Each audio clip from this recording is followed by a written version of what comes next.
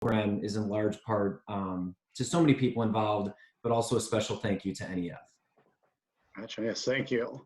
Obviously, thank you to the 4 advisory council members who are actually taking time out of their day to kind of come in and offer that strategic feedback. We really appreciate it. We obviously could not do this without you. I mean, we have, as teachers, kind of, the basic knowledge base to offer them different things to think about, but you 4 have, that real world experience, that knowledge in doing this and trying to build stuff and bring it to market. You've done it. And the feedback that you offer is bar none better than anything that Gene and I possibly could. So we want to just give you a really heartfelt thanks for that. And in doing thank yous, this wouldn't happen without this person. I don't think Mrs. Somerville saw me sneak this slide in about 20 minutes ago. But Janet is obviously the glue that she holds this thing together. I speak with a lot of incubator teachers throughout the country, throughout Illinois, and they don't have a Janet. We have a Janet, and it shows from start to finish with the events, with the volunteers. We couldn't do this without Janet either. So Janet, you are not retiring ever.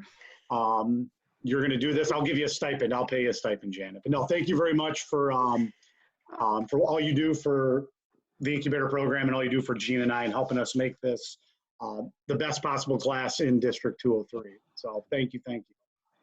Thank you, Janet. And by the way, Brad, just FYI, the only reason I did it was for the potbelly sandwiches, which oh yeah, that's absolutely. Which those are getting delivered to our full houses, right, disclosure, that was the only reason. So I'm feeling a little slighted right now, but no, I can't speak for everybody, but I'm sure they would echo what I'm about to say, which is it's a great program. We're proud to be part of it. I think many of us who are entrepreneurs would be much further along in where we are today had we had the opportunity to participate in something like this when we were in high school. So I think it's only fair for us to give back to the extent we're able to do that. And thank you for inviting us to do so. We appreciate it. Absolutely. You're very, very welcome. All right, Gene, you ready to fire away with Catechist here? Yeah, without further ado, our first team presenting today is Catechist Solutions. Carter, David, Selena, and Nathan from Naperville North. And Catechist, you can begin when you're ready. All right, so I unshared it, so you guys should be able to share your screens. And we ask that everyone, if you are not advisory council or the presenting team, if you'll make sure you're on mute. There we go. Yeah. Nathan, you're on mute right now.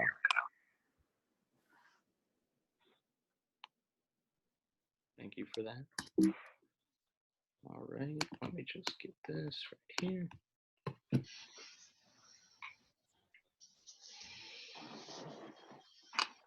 All right, let's just jump right in. I'm David Krasik. I'm the CFO. My name's Carter Olson. I'm the CMO. Oh, Selena, you might be on mute too. I'm Selena Alexani. I'm the COO. And I'm Nathan Bonney, and I'm the CEO, and we are Catechist Solutions. So let's imagine for a minute you're out with your friends having a good time, and you look down, check your phone, and you see that it's dead. It's kind of a bummer, but it's not a big deal. You just find somewhere to plug it in, set it down, and go on with the rest of your day. Well, for those who are type 1 diabetics with insulin pumps, they have the same issue, except it's not as simple as just plugging it in and setting it down, because their insulin pump's actually attached to their body. So this leaves them to make the difficult decision of sit there next to their pump waiting for it to charge and miss out on whatever it is they were going to do, or take a risk and go the rest of their day without access to insulin, which puts them at high risk of hyperglycemia. And overall, it's just a bad situation. We at Catechist Solutions saw this problem, and we knew there had to be a better way. So we've designed a better insulin pump, and it's really centered around 3 features. So the first one is charging. We are the first ever insulin pump to offer charging in the form of a backup battery. This is going to ensure that no matter where you are during your day, if you get a notification that your pump is on low battery, all you have to do is press a button and you'll be back to 100% in no time. Then also we're going to provide added security through quality case construction with a clip to make sure that no matter what kind of activity you're doing, you're not going to have to worry about your $7,000 case falling off your hip and breaking. And then thirdly, we're going to offer community. We'll talk about that more later. And we believe that if we combine these three features, we're not just selling people an insulin pump, we're offering them freedom from their condition. So over the course of the year, we've gone through a couple iterations of our product. So the first one was done even before we met as a group by Nathan, and that's made out of cardboard with actually AAA batteries as a power source. And since then, we've upgraded. So after that, we went to a 3D printed case with AAA batteries. And then most recently, a 3D printed case with a lithium polymer battery that is rechargeable. And then down there on the bottom right, you'll see our final or most recent CAD design, which unfortunately we were unable to print due to the quarantine. Make sure that this problem was viable and that our solution was one that t:slim users really wanted. So we sent out surveys to Facebook diabetic groups and other forums. And one of three we sent out, we got 170 responses. 164 of those were t:slim users, and 76% of that, or 125 people, said they would be interested in buying a charging case for their pump. So that was really encouraging for us. So currently we have about 106,000 people that we could market to with t:slim insulin pumps that we could make cases for.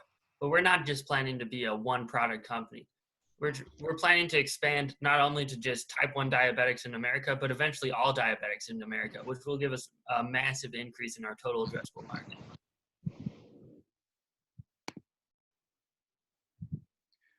So quickly, an intro to kind of part of our revenue streams.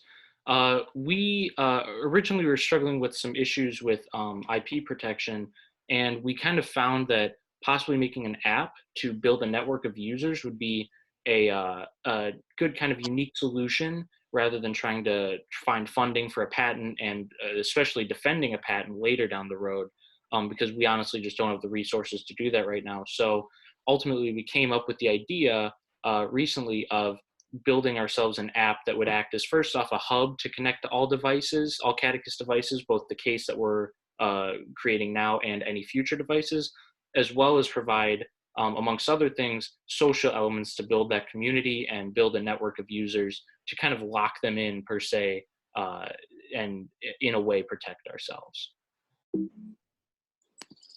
Now let's get to the exciting part, how the money's going to come in.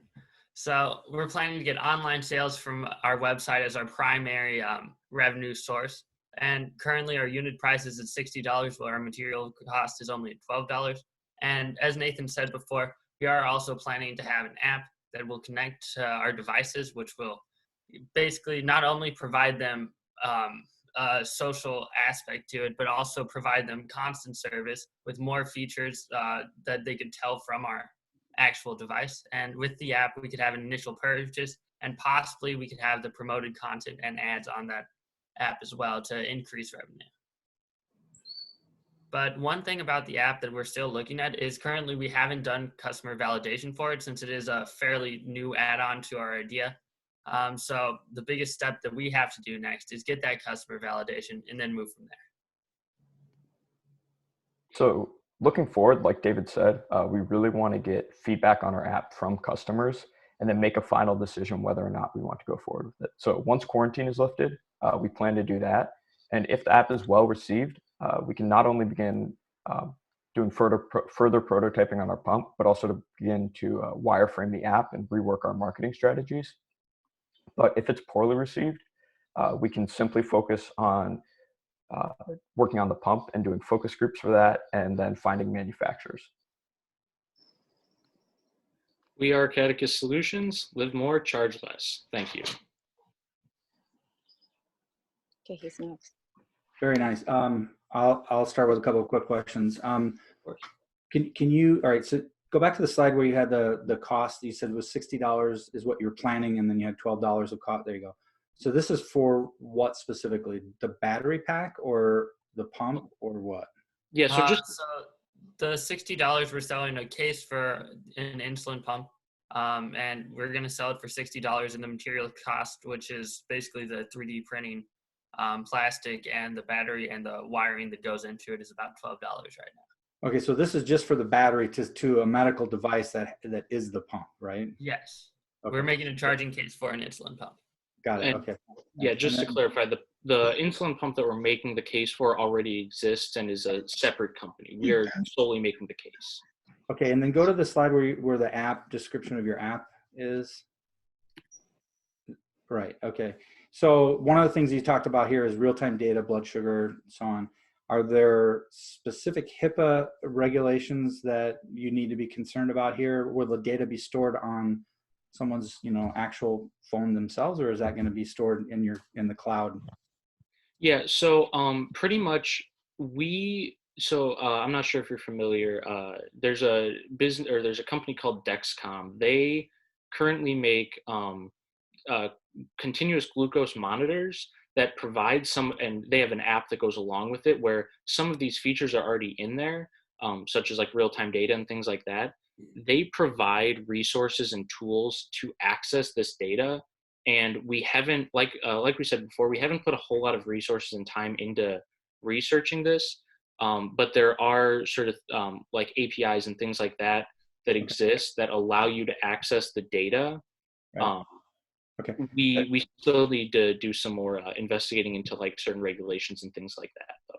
I just want to say that I think that the app is the perfect glue for what you're trying to do. You create a community around it. I don't know whether you'll ever get to the point where you can charge, like a subscription fee for people to, continue to have that app or whatever. That may be a long-term thing.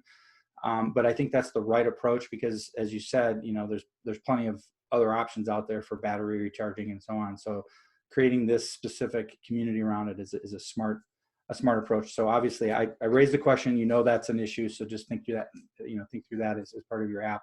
My suspicion is that your audience, if you think it's a good idea, I think your audience because you're one of them. I think you're onto something here. It's very good. Good idea. Thank you. Yeah.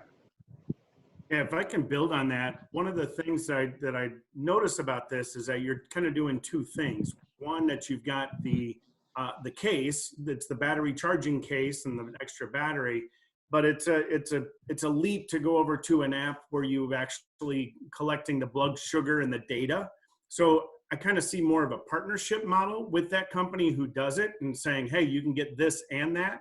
It's almost, I do agree with Bruce where he's saying that this is creating a community and an app around that, but just be careful that, a lot of time and effort just in the app and being able to track that blood sugar and all of that stuff has been a project all off on its own.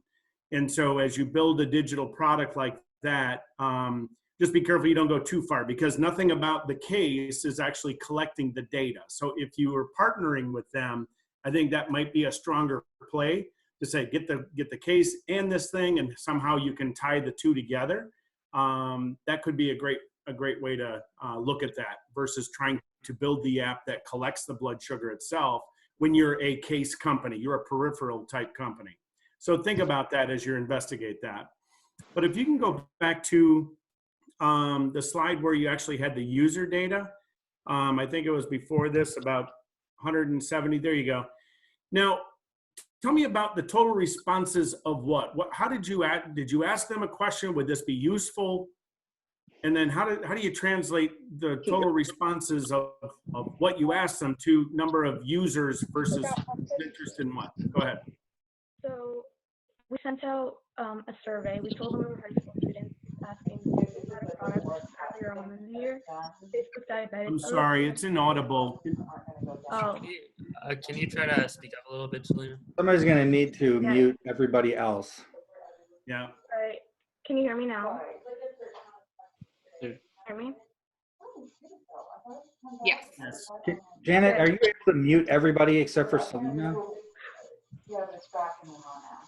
Like apparently Okay, they are testing so everything that wasn't doing in Wuhan, and then everybody's going, well, how did they get all of these tests and we didn't? And I'm like, I don't know.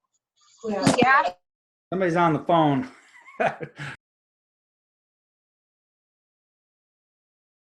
Oh, now you're muted, Selena. There we go. Well, sorry about that. So we sent out a survey basically saying we're high school students and we wanted to see what they think.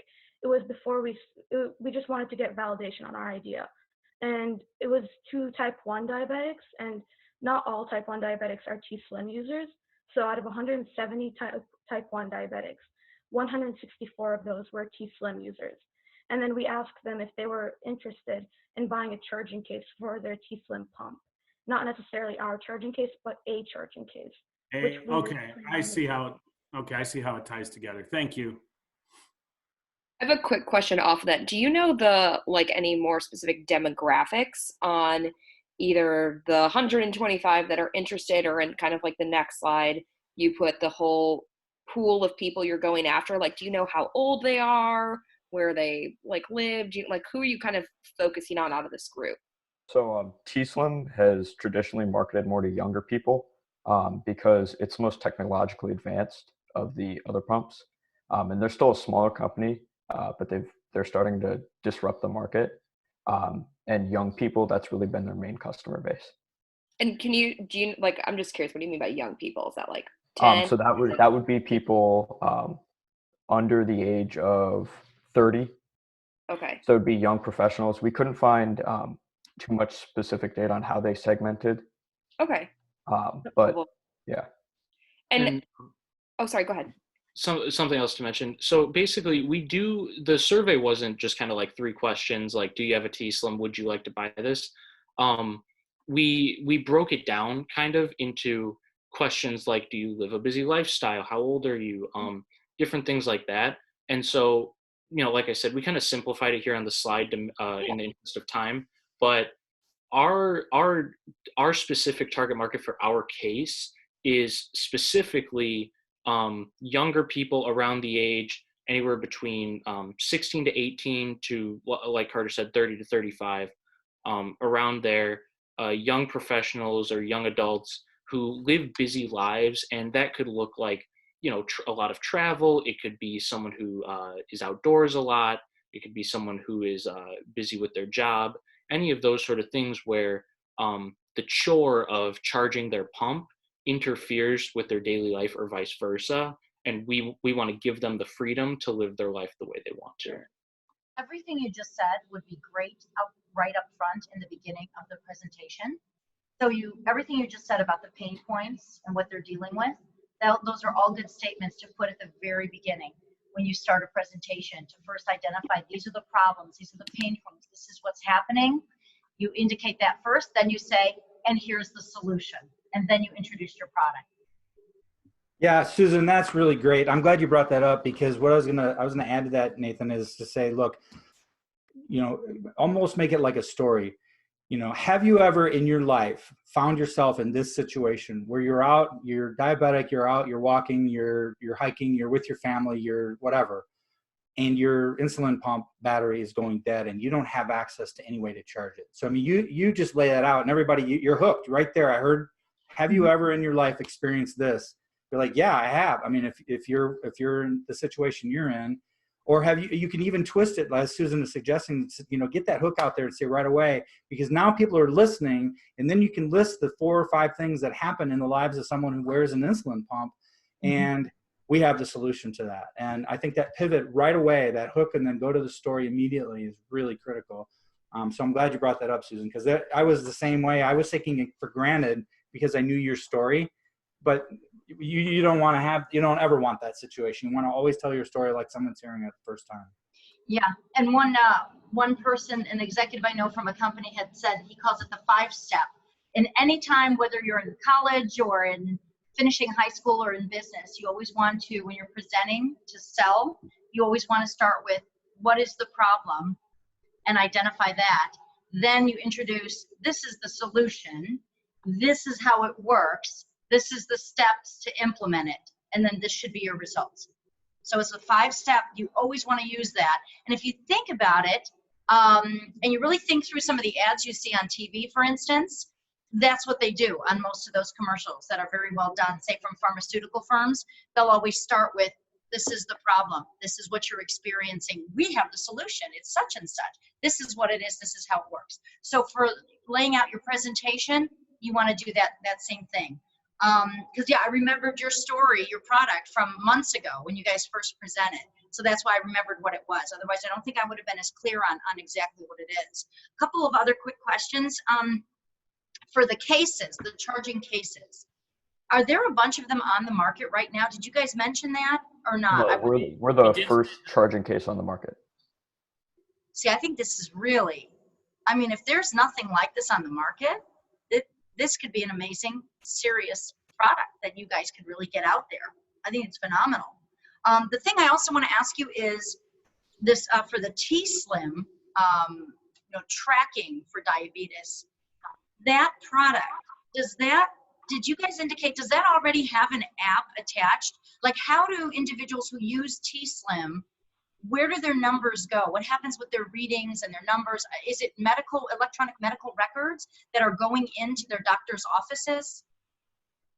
So there is an app called T-Connect, which what you do is you plug your pump into your computer with the app running, and it will load the data from your pump onto your computer. And that data usually gets kind of like copied into a spreadsheet or a PDF or something, gets sent to your doctor or whoever, like your endocrinologist. Okay. Part of what we wanted to kind of do with our app is bridge the gap, because when all you can do with that data is just kind of like look at it. You can just kind of look at it, make your own assumptions from it, and it'll give you kind of indications of patterns and things like that in your numbers. But for the most part, it's just handing you the data. We want to kind of give users the ability to do more with it and kind of gain something from uploading it rather than just being able to send it to their doctor. Just in the interest of time, I know we've got another group coming up here, but thank you. I know in Catechus, if we want to just extend our thank yous to the advisory council. Thank you so much. Thank you so much for the feedback. Hey, great job, guys. It's really, and Katie and Susan hit it on the head. This is something unique, and you got to jump on this, move forward quickly. It's very good. I'll just add one thing. I know you mentioned once like quarantine is lifted, trying to go and do customer validation for like the app. That's definitely something you can do right now. You do not need to wait because who knows what life is going to be like, a month from now, 2 months from now, even come fall. So figure out ways that you can jump on, like have a virtual focus group or jump on with people, get their testimonials, get their feedback now.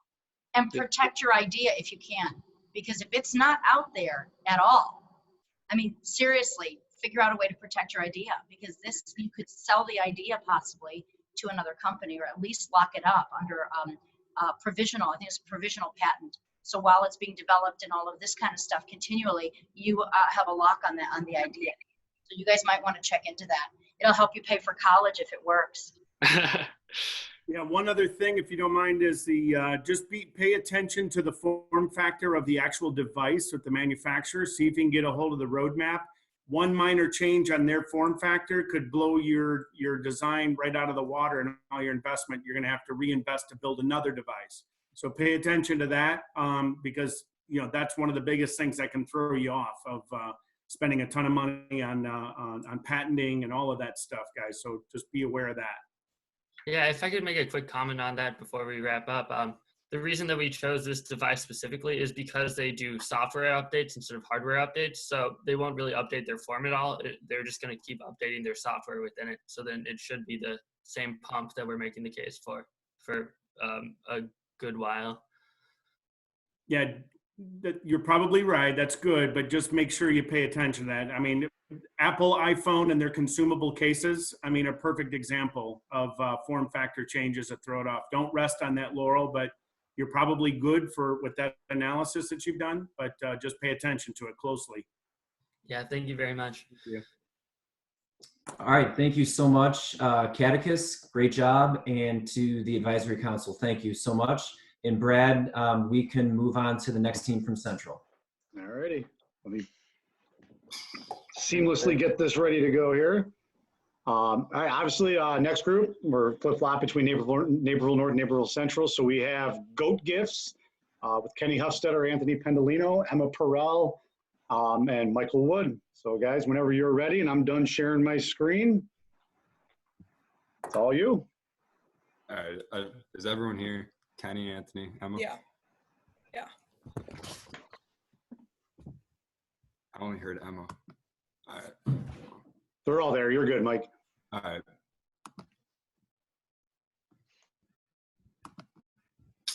All right. Yeah.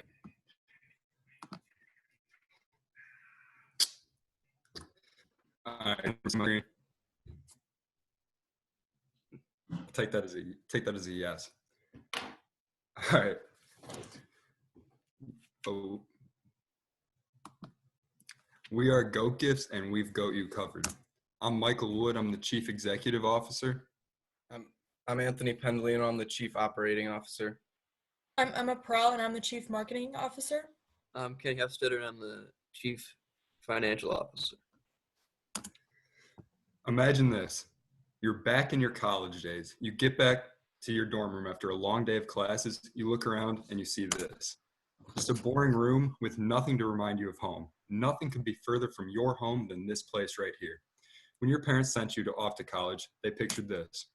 Their perfect little angel that they were sending into the world for the first time to experience life for themselves. However, when you left for college, you thought it was going to be more like this. Parties and fun every day for 4 straight years.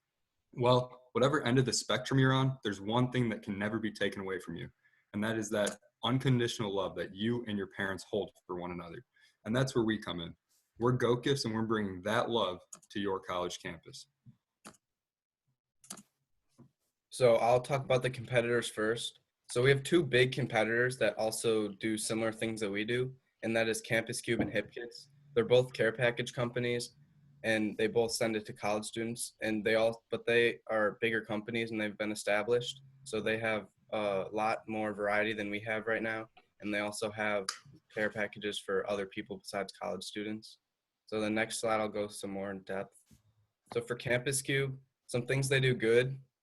They have unique boxes, which we want to get into. Their boxes can be formed into storage compartments based on how many you buy. They also have very fast shipping and a lot of options. So they have like 100+ different types of care packages. But some things they don't do very well, they're very expensive based on what you want and stuff. And the value in the box, you don't get that much for like obviously how much it costs to buy them. And this shipping is expensive since it's so fast. And then Mike, and that's basically their range. $35 to $55 is their base price for all their boxes. And if we keep going for HipKits, some things they do well. They have a wide variety of options too, not as many, but they have a good amount. Their boxes are also unique. They don't turn in storage compartments, but they do have nice like boxes. We look them up. And then they also have a very nice website, unlike Campus Cube. Campus Cube's website's kind of clustered and not as well laid out as HipKits. And some things they don't do well, their last social media post was about 3 years ago. Their shipping is expensive and it's like 2-week shipping, I think, 1 week. And their customer service, I sent them an email once just to see like how it went. And their customer service wasn't very good. They got back in a couple days. But their boxes also range a lot more, but their expensive boxes actually do have a good value. So this company's a lot better than Campus Cube. But so this is our go next slide. My bad. So our UVP is some things they don't include. We want to include custom handwritten notes from us. So we'll allow the parents to send us what they want us to say, and then we will write it down on the card that we have in the picture, and then we will send this to the students with the parents' message, but it's gonna be handwritten, so it feels a little more like, I don't know, personal. And we're also gonna give the option if they want to write it themselves, they can write it and send us a picture of it, and then we'll like copy it onto this card, and it'll be their own handwriting and everything, and we'll put it in the box. So that's our big UVP. And also our boxes we have 4 box options right now, and they're all at like one base price of $30, and it has a good value for how much you're getting in the box is a good value to how much you're paying. So we think we do that a lot better, and our UVP is definitely the custom note because no other company does that besides us.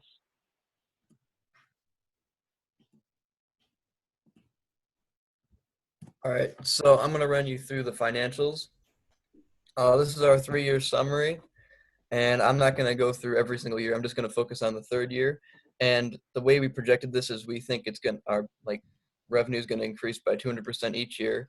And this is because of our marketing strategy, which Emma's going to go through in a little bit. But at year 3, our revenue is going to be at $220,000. Then our cost of goods sold is going to be 90,000. Our gross profit is 130. SG&A is 40,000, and then the grand total of our operating profit would be 90,000 at the end of year 3. You go to the next slide. All right, so into our valuation, we're valuing our company right now at $470,000. This is based on our revenue model and the financials, and our startup costs that we're really going to probably need help with is at $19,000. And if you go to the next slide, it'll include what our startup costs are. This is where we have our website. This is around $7,500, and then our LLC is $150. The product, the items in the box that we are going to want to acquire will be around $5,000. Shipping materials, $3,600. Taxes, $750, and marketing, $2,000. And then finally, the equity that we are going to be willing to give up for our company, based on the valuation of our company and what we're might be needing, is around 4% equity.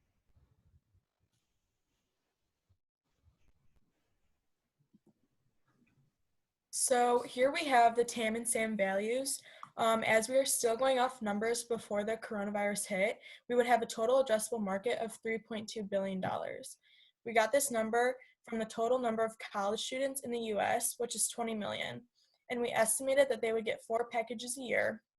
So if you multiply that, we get a total number of $80 million. We put our packages at a price of $40. So if you multiply the 80 million times 40, that gives us our total addressable market at $3.2 billion. As for SAM, we have a service addressable market at $460 million. We got this value by looking at the local college students in the Chicagoland area. That number is 120,000 students. We also looked at the number of college students in the state of Illinois, and that number is 750,000. And last but not least, we looked at the number of college students in the Midwest, which happens to be 2 million. We added all these numbers up together to get a rough estimate of a little under $3 million. We then took the same 4 packages a year and multiplied that to get a little over $11 million. The packages are still $40, so we multiplied that as well to get our service addressable market to be just about $460 million. Both of these numbers matter because we have competitors that are very similar to what we are trying to do, and it's important that we have a high value in what we are trying to accomplish. We want to show our customers that what we are doing is important to us, and we are always doing our best to give them quality products that have a special and meaningful message behind it all. You can go to the next slide. So for our MVP, we would have never expected to have all this happen, so we had to adjust what we were going to do. We realized that all colleges and schools were going online, which meant kids were coming home, so our company was basically pointless at this point. It wasn't until one of us came up with the idea to modify who we were sending our packages to. We knew that there were many nurses, doctors, and other healthcare workers on the front line working endless hours trying their hardest to save people's lives during this pandemic. We saw many positive results and feedback, so we decided to send packages to those specific people who were working at the hospitals. We quickly got the snacks, drinks, and notes all together and shipped them. You can go to the next slide. Our numbers increased day by day, and we saw many positive results that we knew this is what we wanted to do to not only help our company get out there, but also help the ones in need who are working hours on end to help this country and our citizens get better. We put out on our social media who we are and what we are doing in the midst of this crisis, and we got many results and positive feedback. You can go to the next slide. Here are some pictures of nurses and healthcare workers that got our packages. We also got featured in an Uncharted Learning article because of our growth in the act we are providing for the healthcare workers at this time. Still, to this day, we are getting orders and are still getting inventory for our packages. We continue to do this for as long as needed until we can go back to our original plan on sending packages back to college students at college campuses.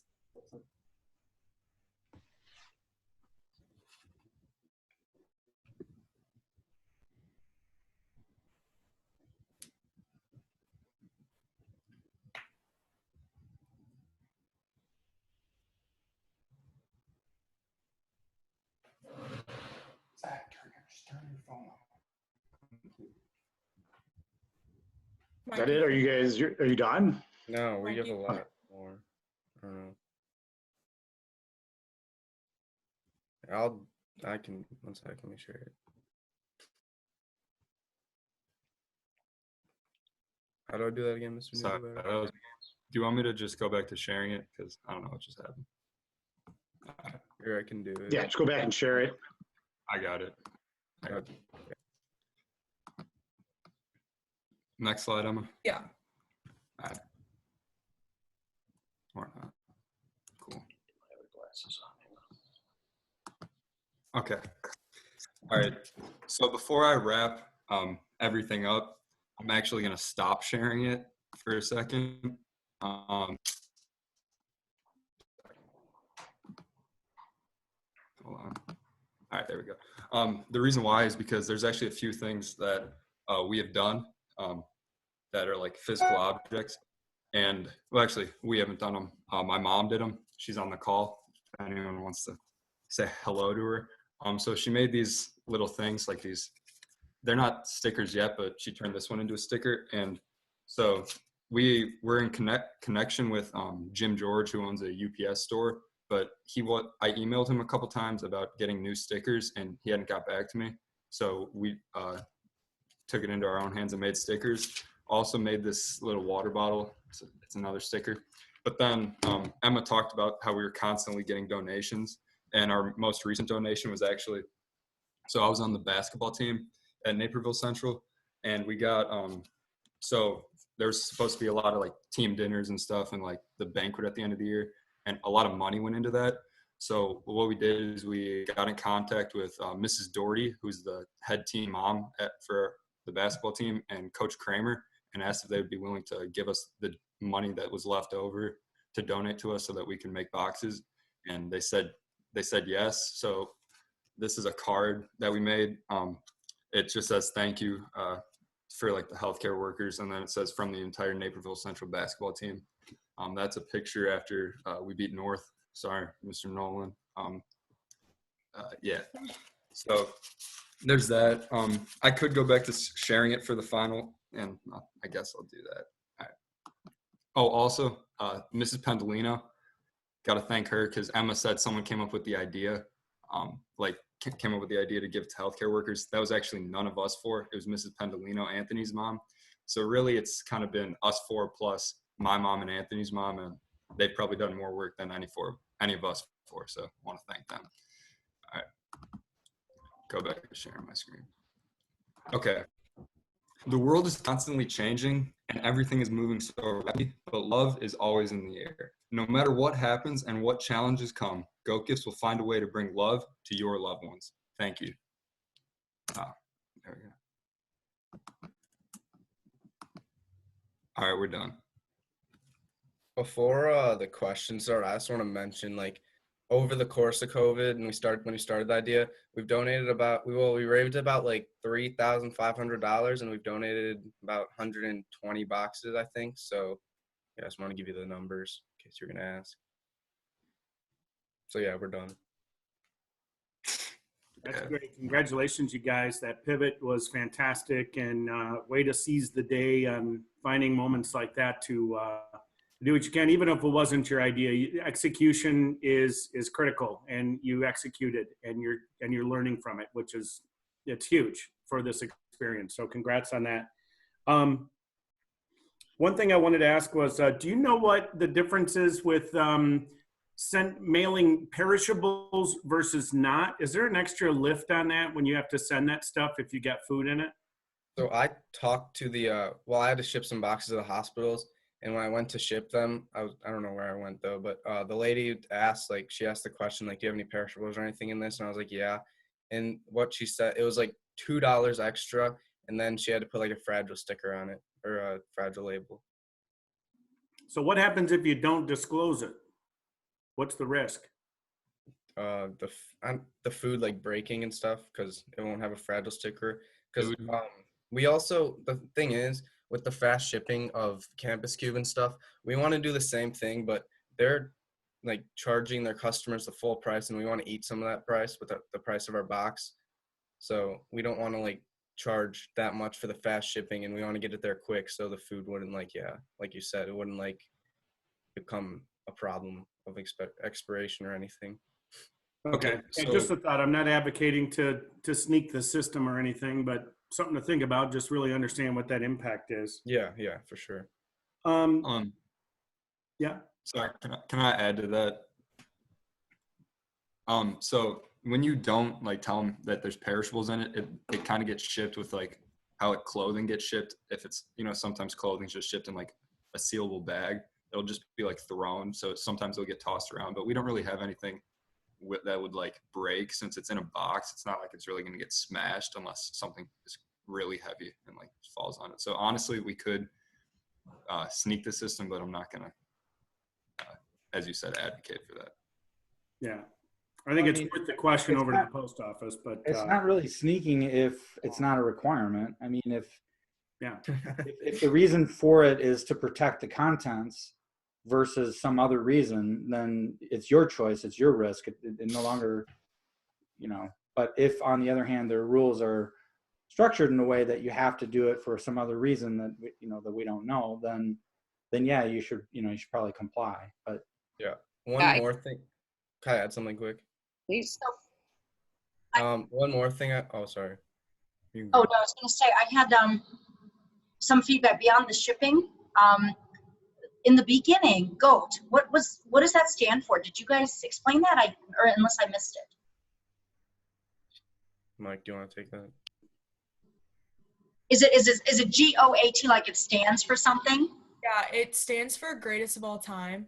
And so yeah, so basically our packages would be like the best, which that's what we're trying to accomplish. Okay, so you want to put that somewhere in there. Yeah, we put it on the website. We have it on the front homepage. It's like big and bold right in the front. Okay. So. Do you guys have an active website right now? We do. So we do, but the subscription thing just canceled after I renew it, and I forgot, so I have to still do that. Thank you for reminding me. So when on the website, is that where you help to coordinate giving the food boxes to the healthcare workers? Did you actively use your website or no? So at first, I made a Facebook post on our company page, and I just pretty much said, we're accepting donations from the community to help out the people working the front lines in this COVID thing. And it got a lot of likes and stuff, and we got all the money from pretty much the Facebook post. So it was mostly the Facebook post, but we were trying to figure out how to put a place where you can send donations on the website. I'm still trying to figure that out. Okay.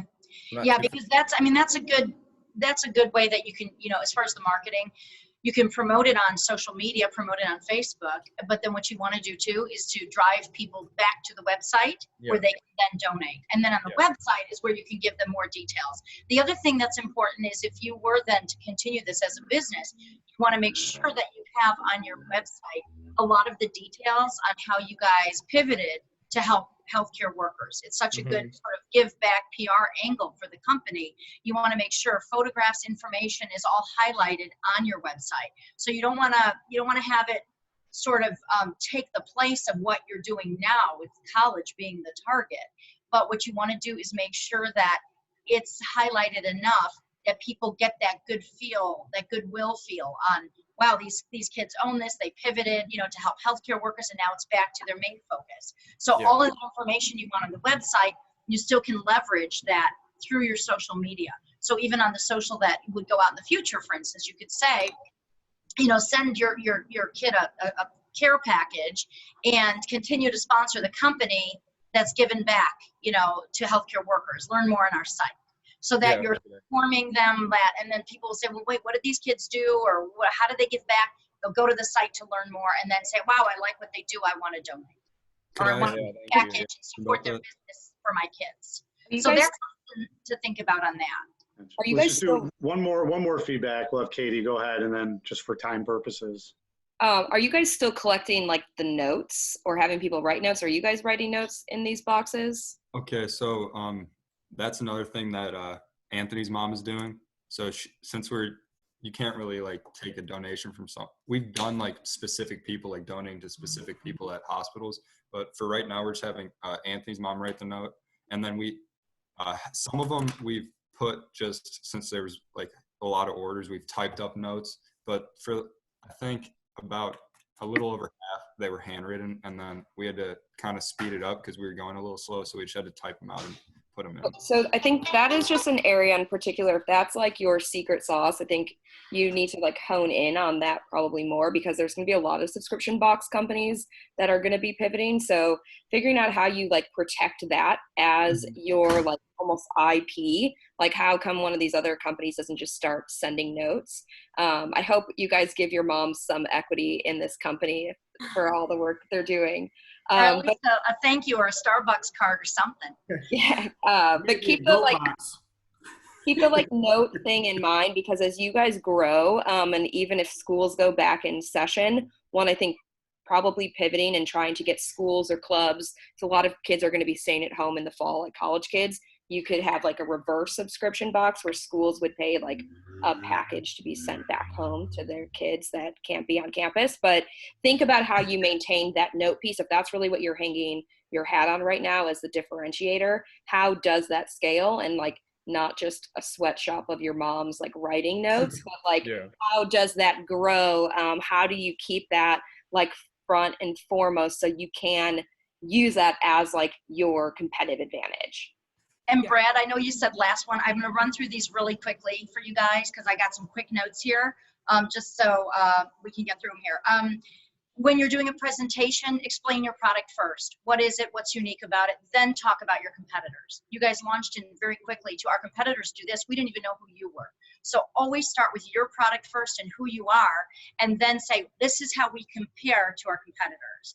Websites do not cost $7,500. They can cost, you know, $70,000, but you guys can certainly do it for a lot less. One of you do some online learning, do a Wix site or something like that. You can pop out a website for a few $100 very inexpensively. You know, just get with some of your friends who can volunteer to do that. Your assumptions are a little bit off. First of all, you're looking at all university students in the US. That would not be a good way to do an assumption.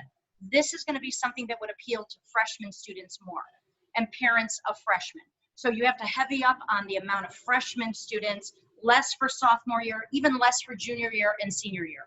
Freshman year is when this is something that parents are going to send. So revise your numbers accordingly on that. Also, 4 packets a year, I think is high. I think most kids are going to get maybe 2 packets a year or maybe 3. Because remember, a lot of times they're home for spring break and things like that. So, that's One quick thing on that freshman. I totally agree with you. You guys are sitting on a whole class full of freshmen that are starting to enter college. Take advantage of those people in the network that are in your school graduating, because those are potential customers of yours. Figure out a way to engage that group, because that's the closest community of freshmen that are entering college that you have at your disposal. It's amazing what you can do with just that. And if you guys can pre-order, then that's good too, in terms of the parents are going to be already missing their kids a lot when they're about to leave. So if you can do something where you get it to your friends and say, hey, send this to your mom and dad if they order before August 1st or whatever, they'll get a discount or something. Because that's when they're all missing their kids and they're afraid and they're sending them off to school. You will get a lot of orders in the door then. So take advantage of that if you're going to promote it now to your networks. Get it not just to them, but leverage it so it's going for reaching them and they're sending it to their parents. I also just want to add something really quick before we end. So as we plan to expand, I was texting some like local community, or emailing them some local community colleges about like them having like sending out a mass email to their students about our Go Gifts boxes. And then like from there, because I know some like major like universities have programs like that already, that you can buy a package from the school, but it's like a separate company. So we're kind of looking into that as we expand too. I just want to add that. Oh, good. Hey, Nice Mom, job, guys. is that the mom who did all the work? Oh, no, No. I did very little. They did it all. Thank you, Mrs. Wood and Mrs. Pendolino, for helping them out and writing the notes and doing all that. But nice job, guys. Appreciate the feedback from It's a little Advisory late. Council. Real quick, Mike. It's a little late, but I did forget to thank Mr. Neubauer. He is he's a legend in his own mind, but he has been very helpful. I honestly don't think we would would have done anything over this break if it wasn't for Mr. Neubauer, even though we had all these ideas, because even during the school year, it's a simple idea, as you guys can all kind of tell. You just put things in box and ship it, and we were kind of like slow doing it. So without Mr. Neubauer, I honestly don't think we would have done anything. So thank you, Mr. Neubauer. Thank you, Mr. Neubauer. You're welcome. You're welcome. I'm glad you guys just got all your supplies out of my conference room. Oh yeah, it's all out. Oh, nice job, guys. Great pivot. Thank you. Thank you. Thank you. All righty. So Gene, I'll pull up for the next group here, the North group. If you want to.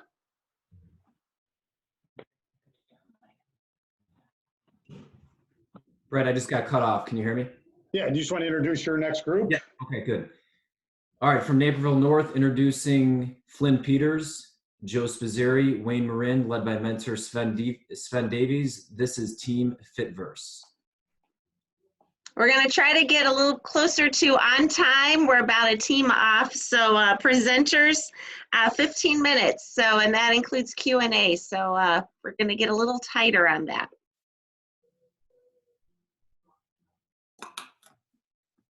All right. Hello, can you guys hear me? All right. So let me share my screen. So we are a man down. One of our fellow presenters, he's in Georgia right now, so he's in a different time zone, so he's unable to present today. All right. Let me pull this up. And you got it all set up for the presentation. Yep. All right. My screen.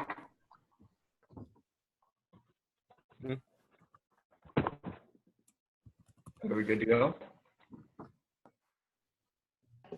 You're good, Flynn, whenever you're ready. All right, let's do it. All right, we're all good. You guys can see the presentation then too? Mm-hmm. Okay. Through my experience of working at a gym, I've seen countless members come in January 1st with a goal of getting in shape. But by February 1st, very few of those people remain. I found that a lack of knowledge about nutrition and poor programming for their training is the cause, and only a few can hire personal trainers because they cost a lot of money and don't meet the schedule of busy people like yourselves. Here at Fitverse, we have found a solution. Many people want to get in shape but don't have the knowledge to do it. People want a personal trainer but find it inconvenient that they have to physically meet with their trainer in order to do a workout. As well, many don't feel comfortable being around a personal trainer due to the current pandemic that we are experiencing. Furthermore, people want to learn to work out from someone that they can trust and someone they know can give them the results they're looking for. So you may be wondering, what is Fitverse? Well, Fitverse is a fitness social media app which combines the social media aspect of an app like Instagram with the marketplace aspect of an app like OfferUp. The way the app works is that users go onto the app and can upload their own workouts to the app. Those who upload workouts we call trainers. Trainers can decide to have these workouts be free or paid for. Flynn, Followers really, of the trainers. Flynn, can you hear me? Yeah. Can you share your deck with the share screen? If you could do that, that would be really Yeah, it should be. I apologize. It should be photos that are sharing. Oh, that's okay. We're all new to this. That's okay. All right. Can you see it now? Yeah, it's up now, Flynn. There you Okay. go. If you just go to present mode, Flynn, okay? Yeah, sorry about that. Oh, that's okay. All right, I'll just start over. Fitverse is a social media fitness app which combines the social media aspect of an app like Instagram with the marketplace aspect of an app like OfferUp. The way the app works is that users go onto the app and can upload their workouts to the app. Those who upload workouts we call trainers. Trainers can decide to have these workouts be free or paid for. Followers of the trainers, who we call athletes, get notifications every time a trainer posts a workout for them to do. As well, athletes are held accountable by being urged to complete workouts daily. Athletes have the freedom to follow any trainer they want and can choose to do any workout they want. Prior to logging onto the app, all users are required to take a short quiz in order to match athletes with trainers who have workouts made specifically for the athlete's fitness goals. So we surveyed 250 of our close friends, family, and people who go to the gym. We found that only 5.9% of people actually have a personal trainer, yet 82.4% of people said they would be interested in a personal trainer if they could have one more easily. We also found that over half of the people we surveyed said that it is difficult for them to find workouts that they can use and trust when they go to the gym. So for market share, our target market is 18 to 24-year-olds who live in urban areas and have more cash to spend on hand. We found that there are 241,000 people who met this criteria in Chicago and over 30.6 million in the US. So we found that our serviceable addressable market would come out to be 14.5 million, and our total addressable market would be $1.8 billion. One of the main purposes of Fitverse is not only to give athletes the knowledge to reach their fitness goals, but also provide a crucial way in improving the health industry by allowing trainers to make an income through our app. We gave a brief pitch to our head strength and conditioning coach, Kevin Benaders. He goes on to say that I would use Fitverse to enhance the health industry as well as grow my own business. This shows us that trainers are willing and eager to join Fitverse because they will not only be making money, but they will also be improving the health and well-being of us all. While we have many competitors, Fitverse is completely unique. Other fitness apps either have pre-made workouts for users or have trainers that are paid for on the app that teach users how to work out. Both these methods lack the ability to be social with the users as well as hold the users accountable. This inevitably does not build trust between the athlete and the trainer. For example, our main competitor, which is the Nike Fitness app, they have Nike-sponsored athletes showing users how to work out. There's no trust between the athlete and the trainer, and there's no workout plan, specifically tailored to the needs of each user. All the workouts are for the general public to follow. So here's a brief prototype of the app that we currently have. So we actually had a team of developers help us design this app. So upon logging in, you'll be prompted with answering brief questions about your fitness goals and just like your gender and your height and how often you work out. And again, this is in order to match you with the trainer who can provide a workout specifically tailored towards you and your goals. So this page is the feed page. So it's like all the trainers that you follow, you'll be able to see their workouts on this page. And this is the home page. So the most popular trainers will be on this page. And this is like the profile page. So like if you click on a trainer's profile, and then this is your own page where you'd be able to see like a graph of your progression. So this is what we want the app to look like 6 months from now. So as you can see, it's much more cleaner design. Again, it goes with the quiz format. So upon logging on, you answer quiz about your height and your weight and your gender. And then upon logging on, it'll recommend trainers for you based off your answers to that quiz. And then, so this is like your own profile page. So you'll be able to see like your progression on like doing a workout. So like, for example, you can see like your strength increasing over time. And then there'll be an explore page showing you the most popular trainers on the site. And then the feed page where you'll be able to see all the trainers that you follow, all the workouts that they are uploading. And we want them to be GIFs because it's easier to see. GIFs are videos, so it'll be easier to see the workouts that people are doing, and it'll be easier for users to follow the workouts that trainers upload. And then again, you can see the variety, like this is like a trainer's profile, so you can see a variety of different workouts that the trainers may upload. All right. So through Fitverse app, there are multiple ways that we plan on making a profit. The first way through advertisements on the app. We would charge $2.80 per 1,000 clicks on each ad. But the main way we would make an income is through the trainers on our site. So trainers have the option to upload workouts in which the users have to pay for. And we found that the average cost that online personal trainers charge for a complete workout program is around $60. So we plan on taking 20% of what the trainers charge. Trainers would have the freedom to charge users however often they would like. If trainers charge users on a monthly basis and we had, say, 1,000 trainers on the app, we would have a gross income of $15,000 per month. The final way we would make an income through the app is through our trainer promotions. So this is basically, we would have the trainers give them the ability to promote themselves for a specific time period on the app in order to have their workouts seen by more users. And this would cost $5 per 1,000 people that click on their workout in a 24-hour time period.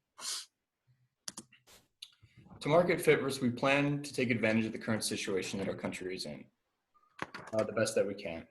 To help gyms as they begin to reopen, we will ask gyms to promote us in their facilities. In exchange, we will allow their ads on our app, which will show their gyms as a place for people to complete their workouts.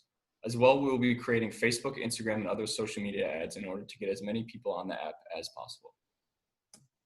And like you said, during our current state of the world, gyms are closed and personal trainers and fitness brands are taking to social media to trying to maintain a living. So here are some examples that we put up of personal trainers using sites like Instagram, TikTok, and YouTube to create virtual content for their audiences.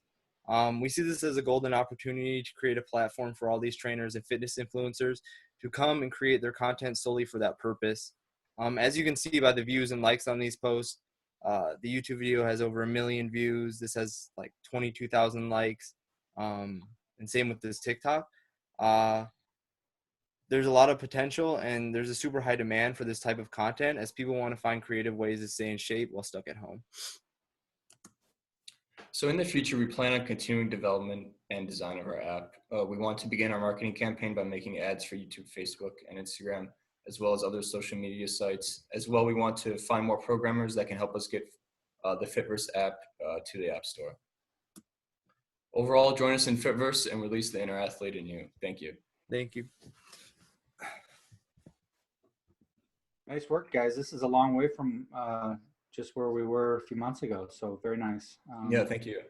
Yeah, it looks good. I think you're right. I think there's a lot of people who, would like to go to the gym with one of these, and even if they have the option of an in-person live trainer, they may feel more confident with that. Plus, you're tracking your progress on it, so it's all sort of turnkey. And you do have Coach Benages has already said he wants to be a part of it. So that's you've got both sides of the equation. So I think your research is solid, and I think you're onto something. It's a good presentation, and it's a good idea. Thank you. Thank you.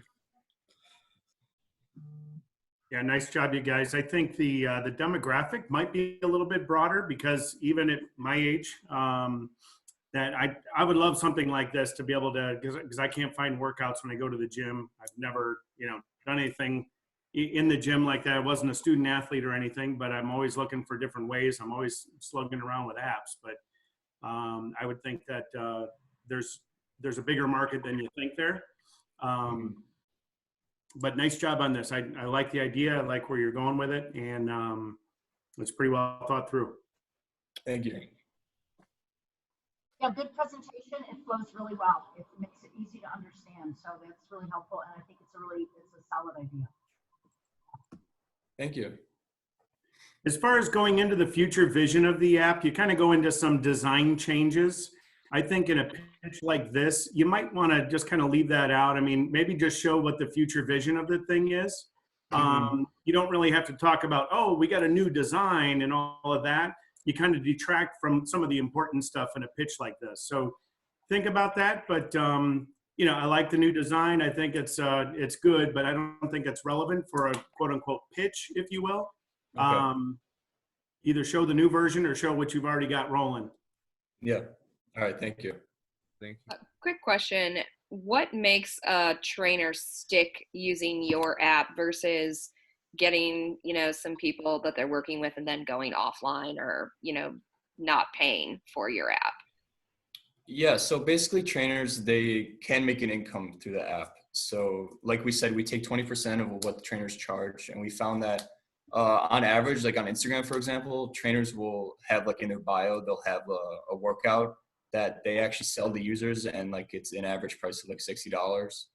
And to keep them coming to our app, again, the trainers would be able to promote themselves through the app and get more exposure than they would through like Instagram of uploading workouts, or even like if they uploaded workouts like YouTube or like TikTok, they wouldn't get the same exposure that they would on our app. Can you explain why that is? Because basically if I'm on Instagram, I'm having the attention of not just other people who are doing what I'm doing versus like the saturation on your app of now I'm competing against everybody who's doing what I'm doing. So can you say that question again? Yeah, so you just said like if I was a personal trainer and I'm on your app, I'm going to get more attention than if like, let's say I'm on Instagram. But can you just explain like why is that the case? Because now all of a sudden I'm trying to get attention on your app against like 100 other people who are literally doing the same thing that I'm doing. Yeah. So I would just, I could take this one. Yeah. Just because I was thinking, So basically, one of the things we were going to do later on down the road, once the app starts actually becoming more developed and like user friendly, is for the trainers, we want to make it more friendly to them. So if like a lot of trainers have certifications that they pay a lot of money for, or they go to school to get like degrees for their personal training and such.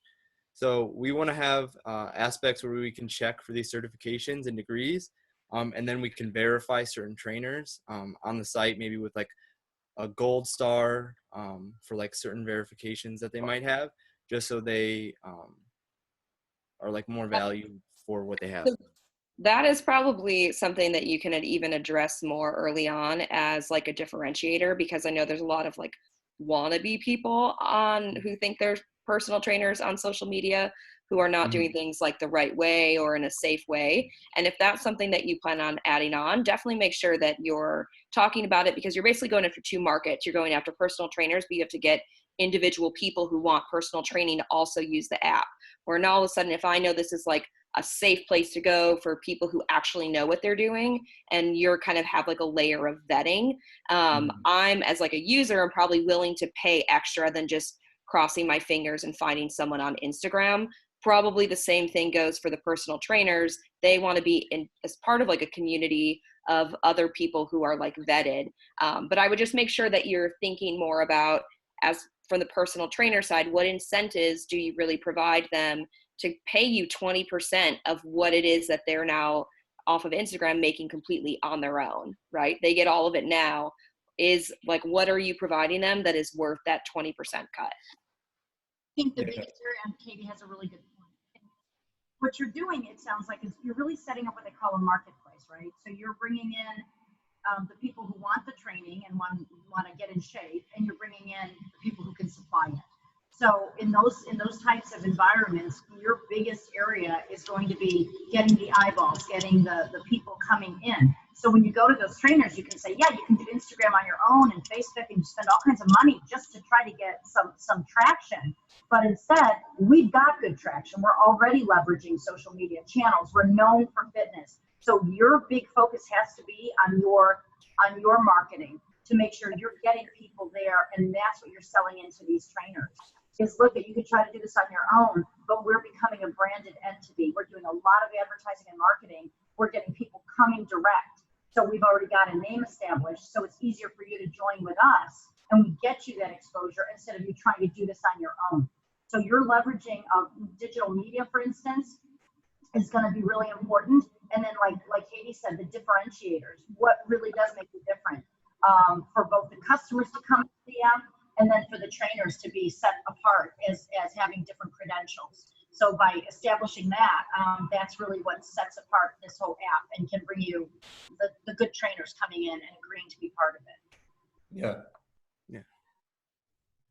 We're kind of up against the end of our time here. FitVerse, if we want to just thank the council for all of their great feedback. Yeah, thank you guys so much. We really appreciate it.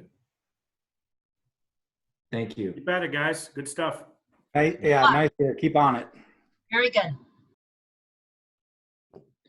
Brad, if we want to transition, are you good? Yeah, I think maybe I might be able to, because they're still sharing their screen, but I think you got mine, right? We're still on FitVerse. You're not Flynn? seeing my screen right now? No, we do. Yep. Okay. All right. So next group, this group from Naperville Central's NutriFinder. We have Ria Bhatia, Jackson Mize, Sarah Olefsky, and Mega Ravishankar. How about that, Ria or Mega? That was pretty good. Was that good? Yeah, that's the best you've gotten it so far. I stayed up till 2 a.m. practicing. Oh, good luck, guys. You got the floor. All right, sounds good. I'm just gonna share my screen. Okay.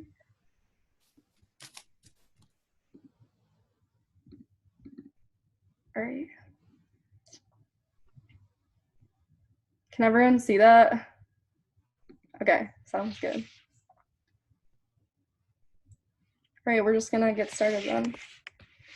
Let's say it's a typical Sunday afternoon and you go to Costco for your usual grocery shopping. You find a product and read through the long, small printed list of ingredients just to find the one thing you cannot have. Your eyes start to hurt.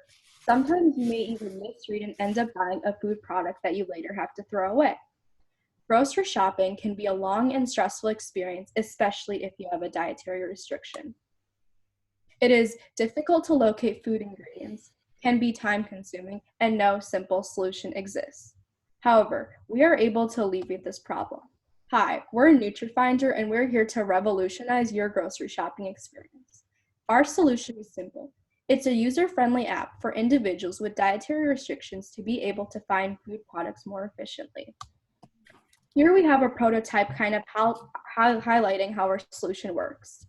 Our app has 3 main tabs: the Scan Foods tab, the Food Recommendations tab, and the Connect with Friends tab. The Scan Food tab allows you to take a picture of a barcode of any food product, and it notifies you in seconds whether or not you can have it. It's fast, simple, and efficient. Our Connect with Friends tab allows users to be able to find friends and see what food products they're interested in and add that to their list. And last but not least, with our Food Recommendations tab, the algorithm of our app will provide users with recommendations based on their past scans. To get started, my name is Ria Bhatia, and I am the Chief Executive Officer. I'm Jackson Mize, and I'm the Chief Operations Officer. I'm Sarah Levsky, and I'm the Chief Financial Officer. I'm Megan Levy-Shunker, and I'm the Chief Marketing Officer.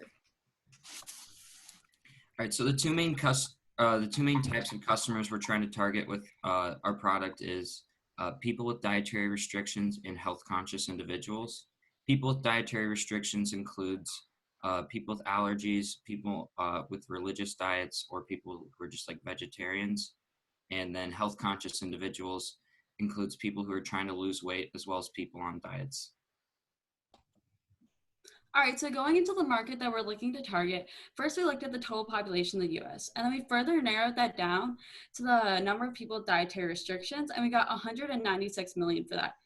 And then looking into our serviceable addressable market, first we looked at the total Illinois population, and then we looked at the total population in the Chicagoland area, and finally we looked at that population that has dietary restrictions, and that number is 1.9 million. So then going into our revenue streams, in year 1, we're going to look to hit $2,000. And then by the time of year 3, we're going to look to hit $15,000 in revenue.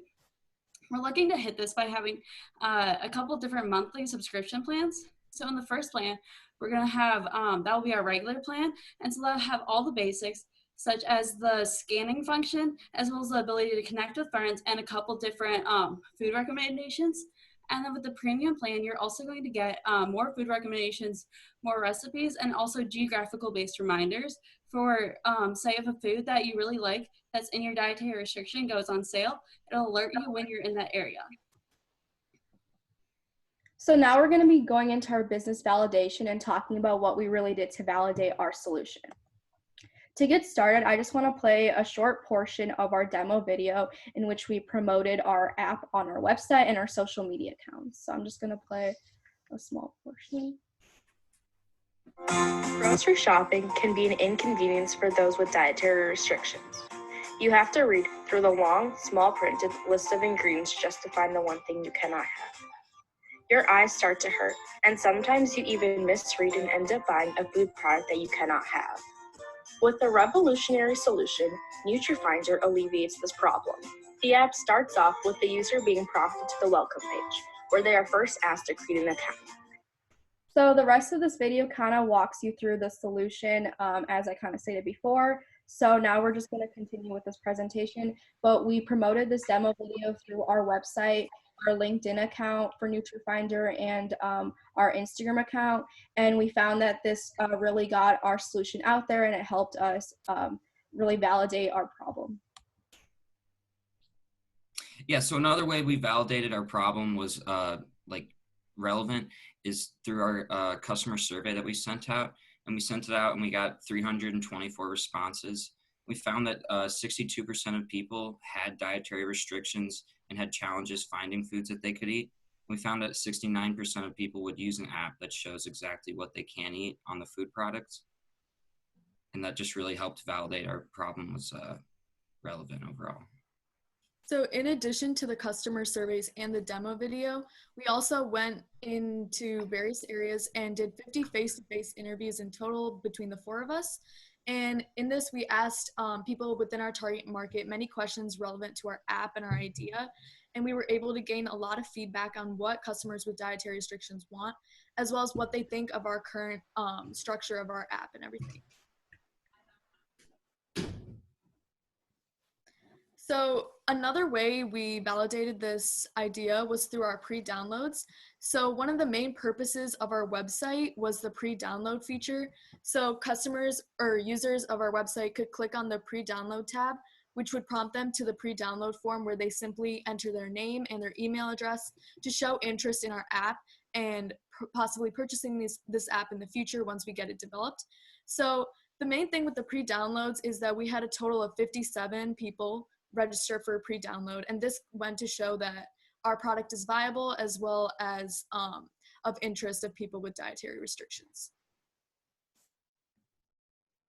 So now just looking into our future steps and what we want to do within the next few years, once we start making profit, we want to give 8% of our profit to charities such as the Global Food Banking Network and Feeding America, both of which are focused on hunger and starvation issues. And we want to do this to show our customers that we truly value what they think, as well as give back to a community and do something important with our business. In addition to this, moving forward, we also want to get a developer to develop out our app and also put in a lot of money for marketing techniques and putting out more ads and promo on our social media and LinkedIn pages. All right, next slide. I think that's. All right, so we'd like to thank you for your time today. We'd now like to open up the floor to any questions or concerns you may have. Very nice presentation. You captured right away the exact point that everyone has been echoing from the very beginning of each of the presentations, what the problem is, why it applies to certain people, what can be done about it. You made it very personal. I mean, I don't know if you saw the little chat thing I did, but when you show that video on the app, immediately people understand that. Now, I'm fortunate to not have any dietary restrictions. I probably would benefit from some. I like all food. But if you have that issue, you don't want to spend all this time. And then, like you said, you get home from the grocery store and you find that you actually have something that you can't consume. Then you either have to return it or you lost the money. So either way, it's an inconvenience. Very nice job, very clear. I hope this will work for you. This is a good application. Thank you so much. Yeah, I agree with Sorry, that. one last thing. It really was a very... And just one last thing I was going to say. Your model of the subscription is exactly what you should be doing as well. That's the right approach. Thank you. It's yeah, great presentation, visually very well done. So it makes sense. It's easy to follow and just well laid out. So it takes the viewer through the development and the value, sort of the value proposition and who you guys are. So that's excellent. I know when you guys presented months ago, and I think someone had asked about other competitors in the market, and you mentioned there are others. The funniest thing is I read an article literally last night, and it's about the woman who has been brought in to run a new sort of digital company. She's the chief growth officer. It's called Spoken. You guys might want to look it up. SPOKIN. I don't know if you already know it or not, but I literally read this last night and I thought about you guys because what it is, it's a mobile app and website that aids its users in managing food allergies. And it's based here in Wicker Park area. And what I would say is they just did an article in a magazine called Sheridan Road that I was reading yesterday. But what I would say to you is just read, look them up, see what they're doing, see how you compare, see how you're different. If there's ways you can mimic or pull ideas of what they're doing, you'll gain ideas that way. Then you can also use it to position yourself against what they're doing and differentiate yourself. So that would be a good one for you to look at. It's right here locally that's being launched. It's all geared towards the same type of thing, is for people with allergies and making their lives easier. Yeah, for sure. We'll definitely have to take a look into that. Yeah, guys, so nice job on the presentation. Everything looked really good. Just a couple of things, I'm not sure if you heard the saying before, is to ride on the shoulders of giants. When you're talking about getting this thing out there, an idea that you guys might have already thought about or whatever, but Instacart and Peapod are really huge shopping apps right now. So if you could find some way to integrate the products that you're selecting that are good for you and then sending it right to Instacart, having that kind of deep integration as a partnership can really bolster a way to get your word out and really get usability. So think about those things as you're trying to grow, because, you know, riding on shoulders of giants are definitely a way to get yourself out there.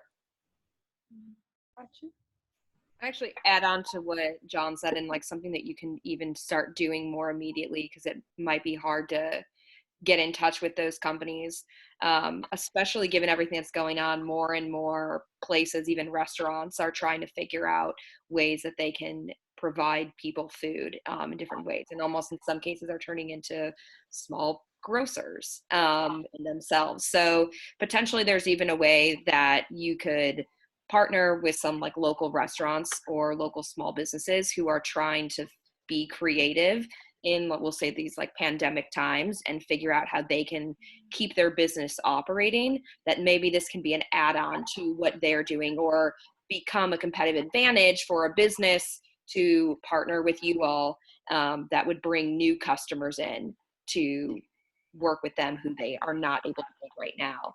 That would be an easier way for you to get some traction, so then you can get to a point to go and contact one of these larger companies and have some use cases that it actually works. Or there could be a whole new like stream of revenue for you in partnering with some like kind of non-traditional partners. All right. Sure. Okay. Good. Nice job, guys, just for the kind of the spirit of time and try to get us somewhat mildly back to our scheduled time. But great job. Great presentation. I forgot to give the shout out to Dave Dudley, their mentor, who's done a good job. So I didn't want to shortchange Mr. Dudley there too. But you guys did a really nice job. I just sent you a message through Remind. So let me know if that is of interest to you via my message.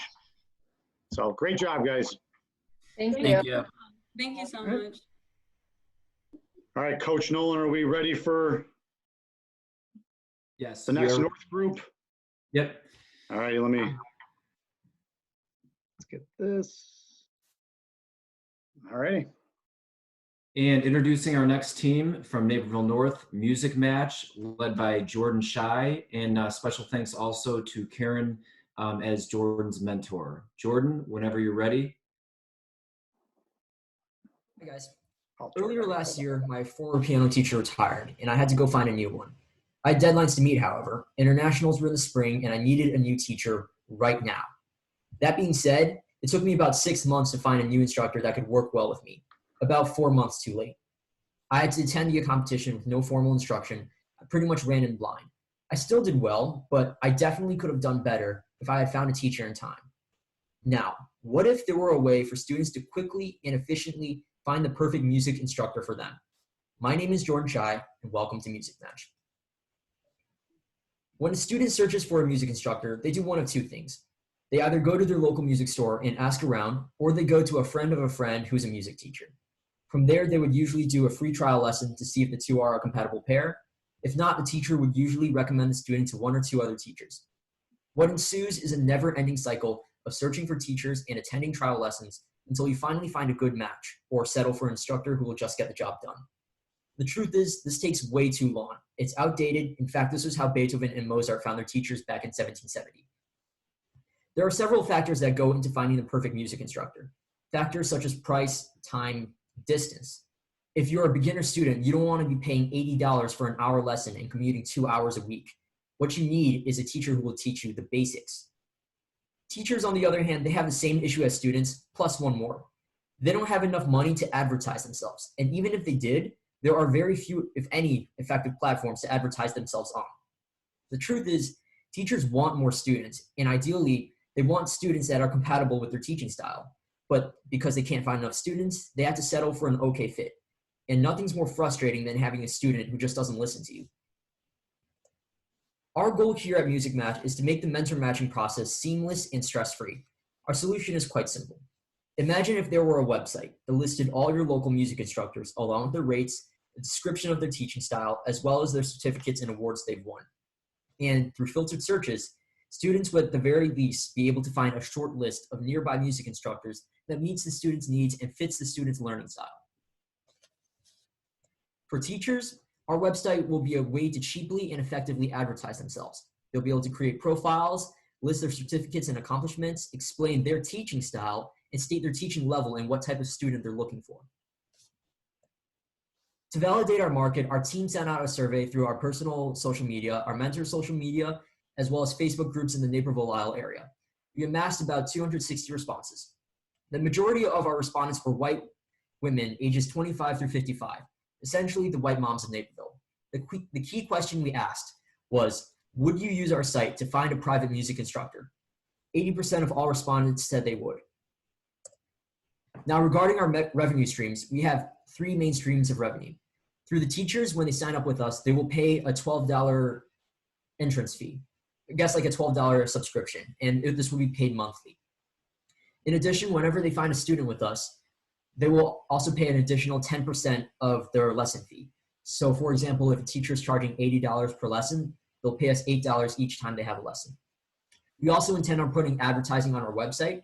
I'm probably thinking about $1 per 1,000 impressions right now. So that's how students will help us make money. Here are some pictures of the current website I'm building. I spent most of this year trying to build this website. Here, this page just kind of says what we do. And most importantly, this is our pre-release form. This basically lets teachers or students give us feedback, and also if they want to sign up with us early so that when we launch, we can put them in the system, this is how they would do that. So right now for next steps, I have to finish building the website, and it's been kind of a struggle. And then after that, if I had the funding, I would pay for the paid search campaign as well as a few other things. At this time, I would like to open up the floor to any questions or feedback you may have. Thanks, Jordan. Great job. Quick question. Can you just elaborate a little bit more on why is the website a struggle right now?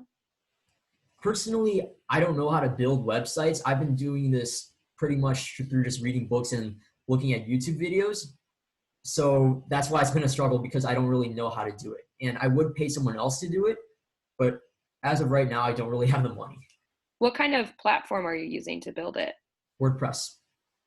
Have you tried out a different, like more plug and play platform? So when I first started, I tried Google Sites and Wix. And then I met with some advisors and they said to use WordPress. And right now I'm working on putting in plugins.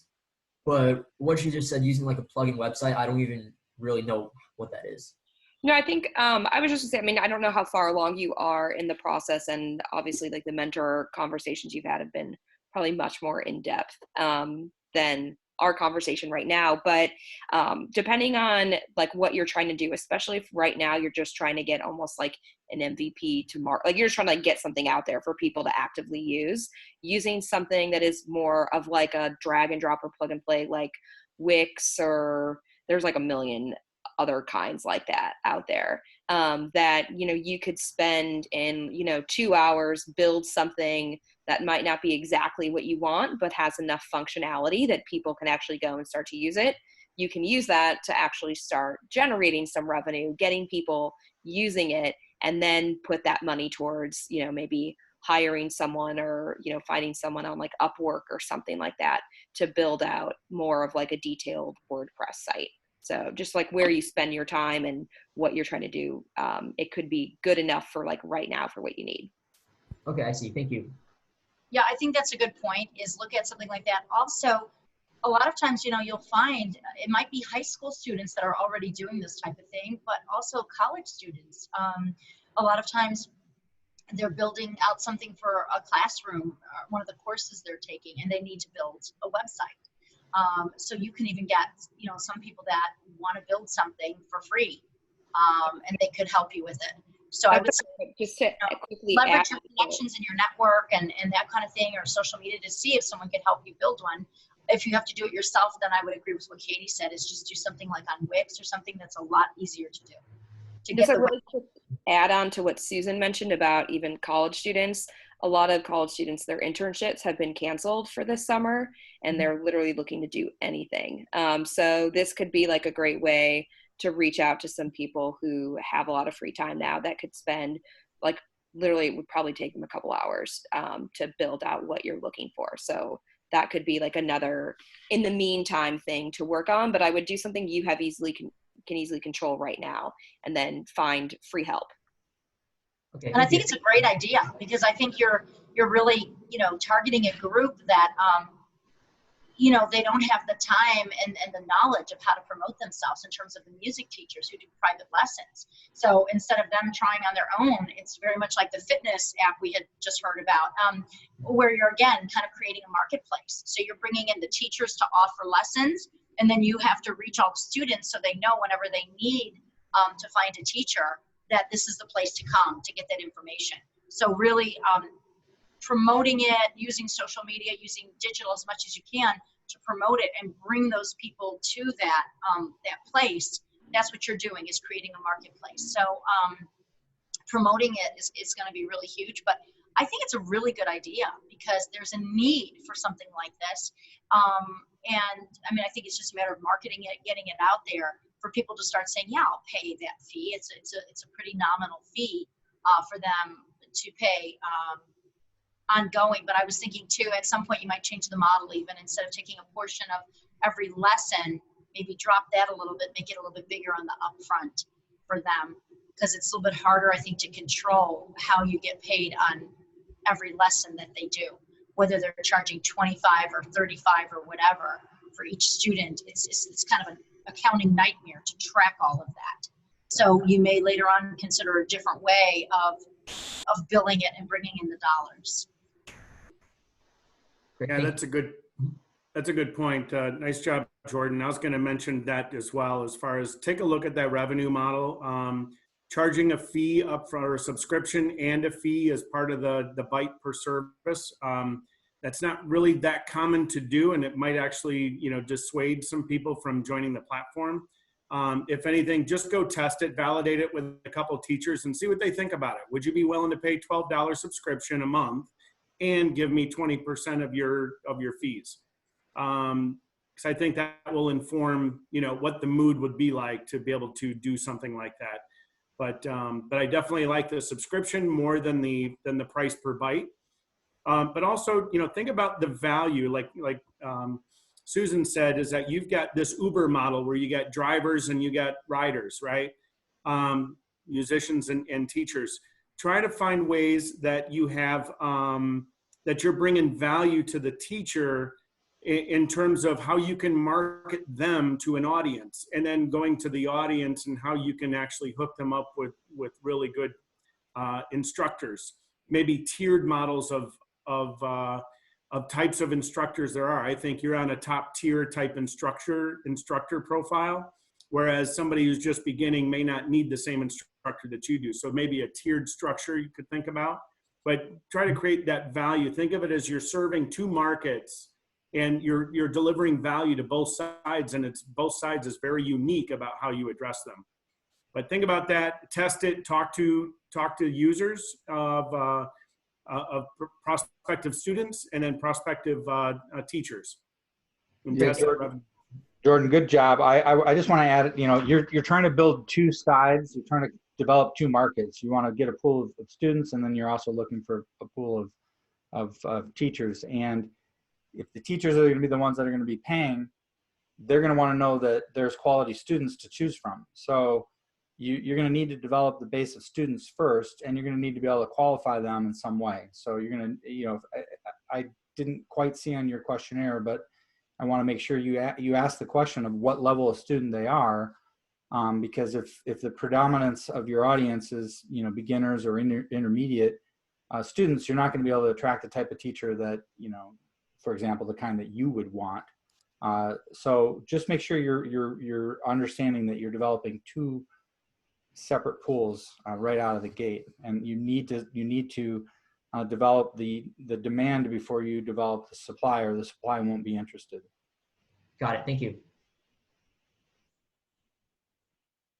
Well, thank you so much to the council for the great feedback to Jordan. Jordan, great job as always, and once again. So Brad, I think we're ready for the next group. Again, Jordan, if you want to just. Mr. Nolan, am I allowed to say anything? Oh yes, please, Karen, absolutely. Excellent. I just want to just very quickly just tell the council how continually impressed I was with Jordan, his determination, commitment, and tenacity to this project. A few months ago, Jordan had an opportunity to take another route, but he chose to stick with this class. He took 100% ownership of the company and the concept behind it and continued on. And I could not be more proud of the work that Jordan's done. And I just want to say, Jordan, you did a great job. Thank you. Yay, good job. All righty. Thanks, Karen. Yeah, Jordan, nice job. Great presentation. So the next group from Naperville Central is a group called Unravel Company with Anya Aylesworth, Anthony Collins, Cameron Eichenberg, Andrew Salin, and then their mentor, Marion Ruthig. So I will, wait, I don't even, did I share my screen? I didn't. Let's try that was the dry run. Now we'll try it again. Now with Unravel Company with Anya Aylesworth, Anthony Collins, Cameron Eichenberg, and Andrew Salin with their mentor, Marion Ruthig. So guys, whenever you're ready, you can share your screen and all right. Start the presentation. So hello and welcome. Can you guys see my screen? Yes. Okay, perfect. So hello, we are Unravel Company and our product is the necklace noodle. Before the necklace noodle, I constantly found myself untangling necklaces whenever I wanted to wear a necklace to school or wherever I was going. Sometimes it would take me so long to untangle my necklace that I just wouldn't be able to wear a necklace that day.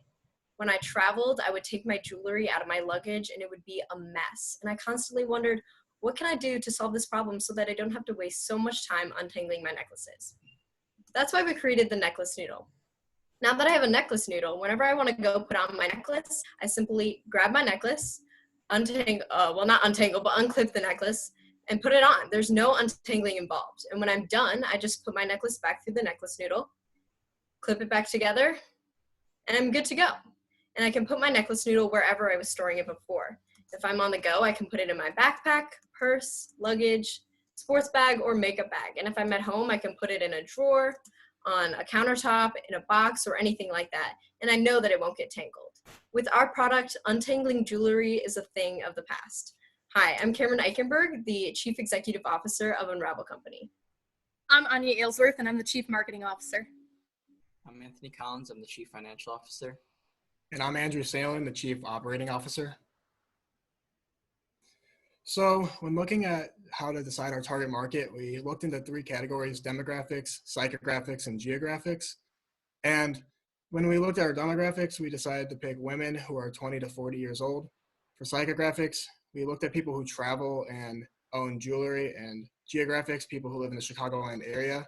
And then our final target market that we came down to was millennial women who travel. And we picked them because the ones who travel are putting their necklaces in suitcases and bags, and they're always on the go. So they tangle their jewelry the most. Looking at our market sizing, our total addressable market, which is everyone that we could possibly sell to, is $14.5 billion. And we got to this by looking at women who wear and own jewelry times our unit price of $5. And our serviceable addressable market, which is everyone that fits into our target market, is $5.1 million. And we use the same formula for this, except women in Illinois who own jewelry times our unit price. Okay, so this is just to help a little bit with our visualization of our target market, and it's something called customer profiling, which just gives our target market a face. This is Caitlin. She's age 22. She's a DePaul graduate student, and she works full time. And then our next profile is Brady. She's age 40. She's a frequent traveler, and she also works full time. And they both fit into that range of our 20 to 40 age target market. So just to validate our problem and make sure it was a viable problem that we should spend our time and energy solving, we sent out a survey at the beginning of the year, and we actually got trending on Nextdoor, so we got over 800 female participants from the Chicagoland area. And the results of our survey told us that 72% of women have experienced tangled jewelry, 92% of people who own jewelry travel with their jewelry, and 89% of the people who filled out our survey said that they would spend money on our product. So this just gave us the validation and the credibility to move forward, knowing that this was actually a problem that people had. Okay, so this is just a little bit about what makes the necklace noodle unique. So the first thing about it is that it's cost effective. It's a lot less expensive than our competitors, which are the jewelry bag and the jewelry box. And then the next thing about it is that it's conveniently sized. Like Cameron said in her elevator pitch, you can put it in a makeup bag, you can put it in a smaller size bag or a suitcase. You could really even put it in your pocket and it wouldn't get entangled, because it's so small and you can really put it anywhere. And then last but not least, it's easy to use. Also, like Cameron said in her elevator pitch, our easy design. It's just a hollow tube. You just string your necklace through, clip it, and then, like I said, you can just put it anywhere you want. So just to move forward with some more validation, we tested out our different prototypes to basically decide which design was the best and which one worked the best. So the way we did this is that we got a bunch of potential customers, friends and family, and different things like that, and we just made a little question. We had made a little questionnaire that we sent to all of our people that we had test our product, and then they filled it out, which helped us validate this idea and get us moving forward into making different designs. Give us an idea of which design is the most effective and which one we should use. So after testing these different designs, we had found the most functional design and had created a CAD model that we could then send in for patent or manufacturing. So as you see on the screen, our most recent version is 6.5 inches long and a 1/2 inch thick hole in the middle. We are currently in the process of finding the right packaging for the necklace noodle. The way we've been doing it, what we've been doing so far has been contacting Clear Tech Packaging, and they've sent us multiple different sizes in the mail that we have tried, and we're just looking for what's the most appealing to someone, the consumer's eyes, when they see it on a shelf or in the store, just what will call it out and make them want to buy it. And so the picture to the left can hold up to 3 noodles. So after calculating the price for packaging, plastic, labor, and the label for that's going to be on our package.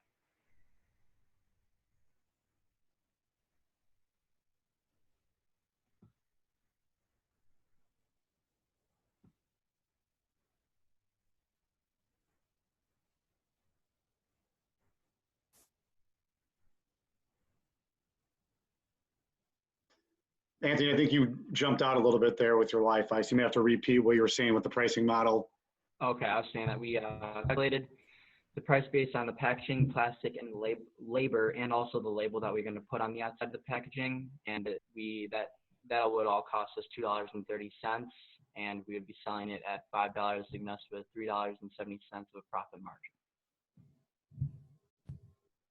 So just moving forward, I will be in the accelerator class next year. So the next steps we want to take with our company to continue it next year are just getting an LLC. So we want to get registered to be a real company. And then next we want to do a provisional patent. And we'll do this, it's a patent that lasts about a year.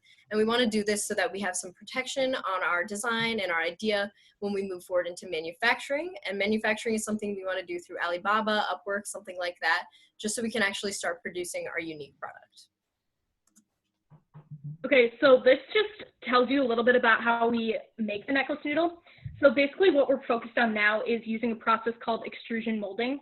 And basically, if you don't know what extrusion is, it's like a mold that already exists, so we don't have to purchase anything, and we just put the material that we want to use, and it just produces inches of our product that we just cut up to that 6.5-inch length that we want, and then we put it in packaging, and then we put it out to sell in whatever stores we would sell it in. Once we kind of turn our focus, we want to do a process called intrusion molding, which is basically it's more expensive because you have to get like tooling for it, which is basically a mold for like an exact mold for the necklace noodle. But the similarities of these two molding processes are that the product will be malleable, it'll be made of silicone, and then it'll be roughly the same design. Okay, so thank you so much for being here to listen to our product that solves an everyday problem with a simple solution. And now we just like to open up the floor to whatever questions you have and give you the opportunity to ask. Well, great job, you guys. I remember you guys from a few months ago, and I desperately need your advice. Seriously.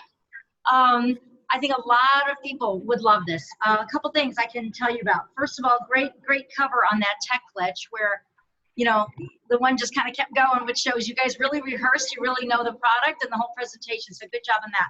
A couple of quick things.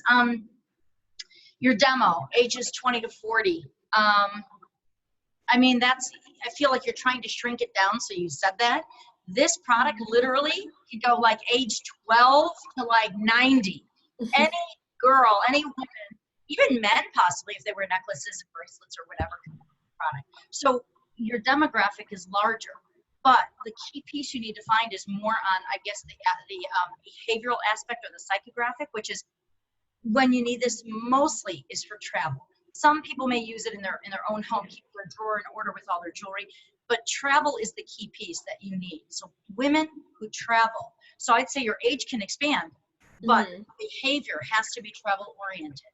So what you want to do with that is that's where you're going to look at a little bit higher, I think, income, because you need the money to travel. So that's something that you want to relook at, exactly how you're going to be reaching these people. But for younger kids, even, that's just any young girls might use it and just keep their drawer in order as well. But one of the ways to to quickly get some traction on selling it is to focus on the travel aspect.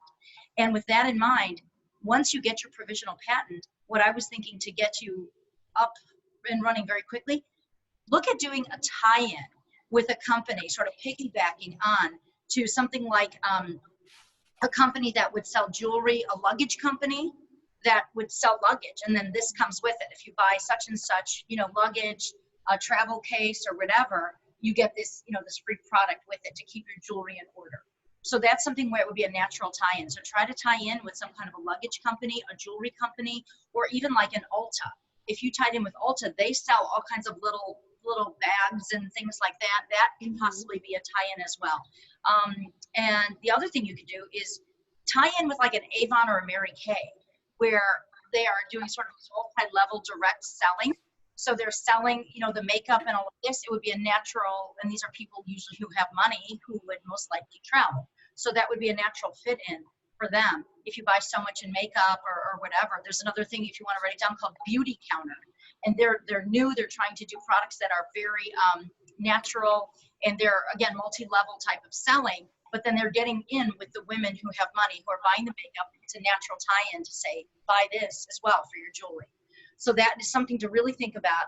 When you guys want to, when you want to start to develop it, I would really suggest you use a US-based company and do not use Alibaba, do not use anything that's China-based, because in this situation, it can easily be stolen, particularly internationally. And I've known other business people who have had much more complicated products than this that were stolen.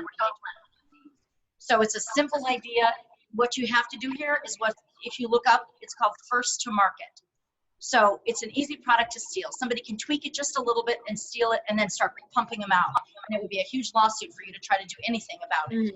So the idea is quickly get it done, get the provisional patent, pump these guys out and get them sold and introduced into the market. That's where it's at. And even if you think a provisional patent will help you with working in China, it won't. So be very, very careful at where you get these made. Quick follow-up question. Are you doing different, and I might have just missed this, are you doing different sizes, or is there one size? No, it's all going to be one size. Why is it going to be one size? So when we tested and sent out the different sizes and designs in our validation portion of our process so far, we got a lot of feedback that said this. Basically, I got a lot of feedback that said that this one size worked the best, and the smaller ones didn't work, and the larger ones were too complicated to use. So this kind of helped us guide us down to one size. Basically, how we gathered how long it should be is by customer survey and like asking people to test out which length they like better. And basically, every single response said that the 6.5-inch one works the best. So I totally get how that probably is like the easiest one. I think one hard part with like your business is making sure you don't limit yourself as like a one trick pony, right? Like you're a one, like a, you know, a single hit, like wonder kind of thing. And honestly, I used to, when I was younger and I traveled, I would use straws and I'd put my necklace through a straw. And I would cut the straw to like the size that I like needed.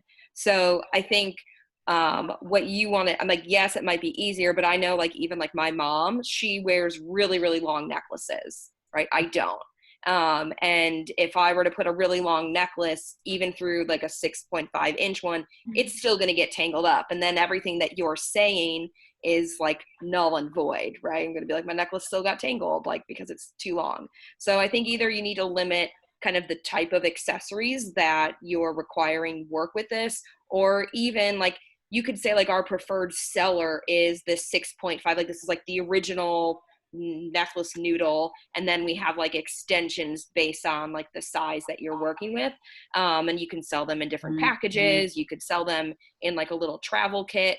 I mean, even I think right now, like traveling, I think is really far on people's radar, and it's not going to be like an impulse purchase or not something they need right now, because this is really something you could sell today, even if you don't have stuff manufactured. You could sell pre-orders, but even like you could jump on this whole bandwagon of like people organizing their house, like the whole like Marie Kondo thing, and like, you know, then maybe the necklace noodle like sparks joy in you feeling more organized or whatever at home. So I would figure out ways to be like creative with like, and I agree travel is going to be probably your best bet, but not right now.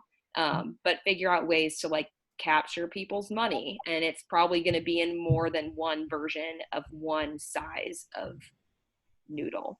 Yeah, we were definitely, we were focused on, oh, go ahead. Sorry. We were focused on like definitely expanding the company into more products, and you know, but we were going to stay in the realm of like untangling things. So like a lot of questions that we got when we presented to like mentors during Mentor Match Day like a while ago was like, does this work for headphones? Does this work for cords? And that's how we got mostly how like we just started steamrolling in like the untangling realm. So like making different sizes is definitely something we could look into, like especially with extrusion molding. It's easy to just make them whatever size you want. So yeah, that's just as you start to sell, just be careful with what you're saying the product does. If you're saying the goal is meant for it to be untangled, but you know very well that there are things people are going to use that are going to tangle it, like you don't want to like shoot yourself in the foot before you even get started. So just be cautionary tale what you market and promote. Make sure it aligns with what you know to be true.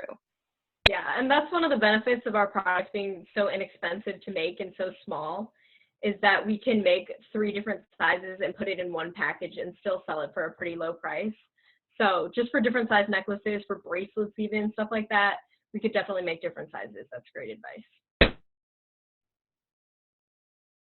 Great job, guys. Great presentation. Great job all year with this. You guys have buckled down and worked on the necklace noodle for 7 months, and I'm proud of how far you guys came. So once again, great job.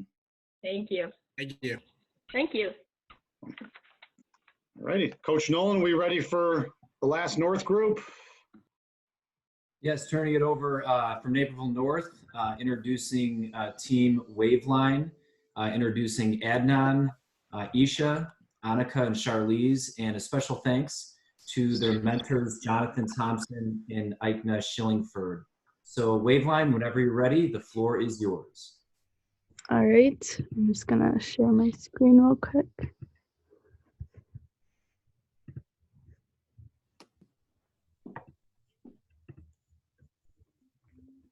All right, can everybody see my screen? Yes. Okay.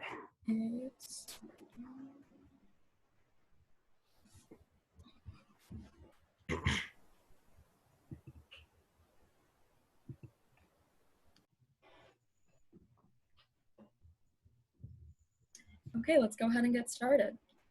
Whether I'm spending the day in the city, traveling, or going to school, there is one item I almost never remember to bring with me, my portable charger. And when I finally do, it's dead. And when I do remember it, with a long cord in one hand, heavy books in the other, and a backpack on my shoulders, it all just gets a little too much to carry sometimes. These seemingly valuable items are never truly being put to their intended use and counterintuitively not solving the problem of a dead phone. So I began to think, what was something I had with me at all times that I didn't mind carrying? A reusable water bottle. It was the perfect catalyst for something I forgot so often. That's why we created a portable charger attachment that can attach to the bottom of a water bottle, specifically a hydro flask. This way, customers can simply slip our product inside their backpack and hold their water bottle without there really even being a charger there. However, they're remembering it with them. It's time to think conveniently and efficiently, and that begins with our company, Waveline. Hi, I'm Shirley Taranazati, and I'm the CMO of our company, Waveline. Hi, I'm Isha Nell, and I'm the CDO. Hello, I'm Nan Aldous, and I'm the CFO. Hi, I'm Annika Swanson, and I'm the CEO of our company, Waveline. Our product class is a portable charging attachment for Hydro Flask water bottles. Rather than competing with popular water bottle companies such as Hydro Flask or Yeti, we decided to make a product that partners with these well-known brands. With our product, you can simply attach it to the bottom of a water bottle and have the convenience to charge your phone anywhere you bring your water bottle. Though we have designed class specifically for Hydro Flask water bottles, we have seen that it works with multiple water bottle brands such as Tervis, which I'm using now. Well, we originally thought of the idea of creating an entire water bottle that can charge your phone. We shifted to the idea of an attachment after realizing how much more practical and realistic it was. So we got our first prototype, as seen in the picture, printed in December, 3D printed in December. And it was a plastic-like material, and we were able to put a battery in it so it was functional and it could actually charge our phones. We got this prototype printed just to get an idea of the dimensions we wanted and also to start giving people a visual of what class really was. In March, the last day before school ended, we were thankfully able to get a second prototype 3D printed at our school, but this time with a more flexible material, which I have here. Due to the circumstances with coronavirus, we were not able to get the last parts we needed for the prototype, but I still do have the body. So as you can see inside, the battery will be placed in the far bottom, and we have ledges where we'd be putting a circular piece to cover the battery so you can put your water bottle right on top of it. We also have openings on the sides where the cord would go through. So to maximize convenience, we actually decided that we would have a cord that was attached to the product rather than the customer having to bring their own cord with them. And the cord is actually going to be designed to be the exact same thickness and depth of this indent so that when you are done using your cord, you can wrap it around and it will be completely smooth on the side. So once this quarantine is lifted, we would eventually like to finish developing our prototype and work towards the final one so we can start selling our products. For our market size, we found our total addressable market to be 7.8 million. We found this number because we found it because the Chicagoland high schoolers in the area, and we multiplied it by 20. 20 is the amount of money it's going to cost to produce, or I apologize, $20 is how much our product is going to cost, which we found 7.8 million. For our serviceable addressable market, we found it to be 56,000. We found this number because there's 2,800 people that attend Naperville North High School. Again, we multiplied by 20, and we found $56,000. Our market share is 33%.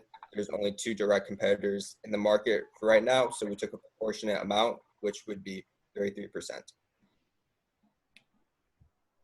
So in terms of our key metrics, a huge way that we have been in touch with our target market and the individuals of Naperville North, kind of following up with what's going on with our product is through Instagram. So we're making about 5,802 impressions, probably that on the high end and somewhere with 1,000 on the lower end in terms of a weekly statistic. And then we also have around 500 to 1,000 profile visits and about 90 to 100 website clicks. As of now on our Instagram page, we have 283 followers. We mainly post interactive videos about different things we're doing. We post stories about updates with our prototypes. We have our website up there, and we are really just trying to interact with our target market, which is the Naperville North students at the moment. And yeah, we also have a TikTok with about 100 followers where we also are promoting our product through different videos and also more interactive videos as well. For revenue streams, right now we only have one, and that's our website. As we scale up as a company, we're hoping to get into bigger stores such as Dick's Sporting Goods and REI. Additionally, we're hoping to get a partnership with Hydro Flask. Firstly, we're trying to license our product so Hydro Flask would be able to use it, and we'll just get royalties off of it. So from where we are right now, which is unfortunately with the virus going on, we have an incomplete prototype. We did find out that our battery does function. And so what we want to do in these next coming weeks is we're getting some new shipments for our prototype. We are kind of putting together that functionable prototype. And soon, if we're hoping that this lockdown is over and we're able to like test that with some focus groups and get feedback on it. And then while all of that is happening, we are trying to market as much as possible through social media and our website. And we've even thought about kind of thinking about other ways to use our product, not just as a portable attachment, but I think talking with mentors and even Mr. Nolan in class a couple of times, we did mention like kind of looking at the opportunity to sell to even like cafes or restaurants or something like that, because technology is such a huge part of our life now.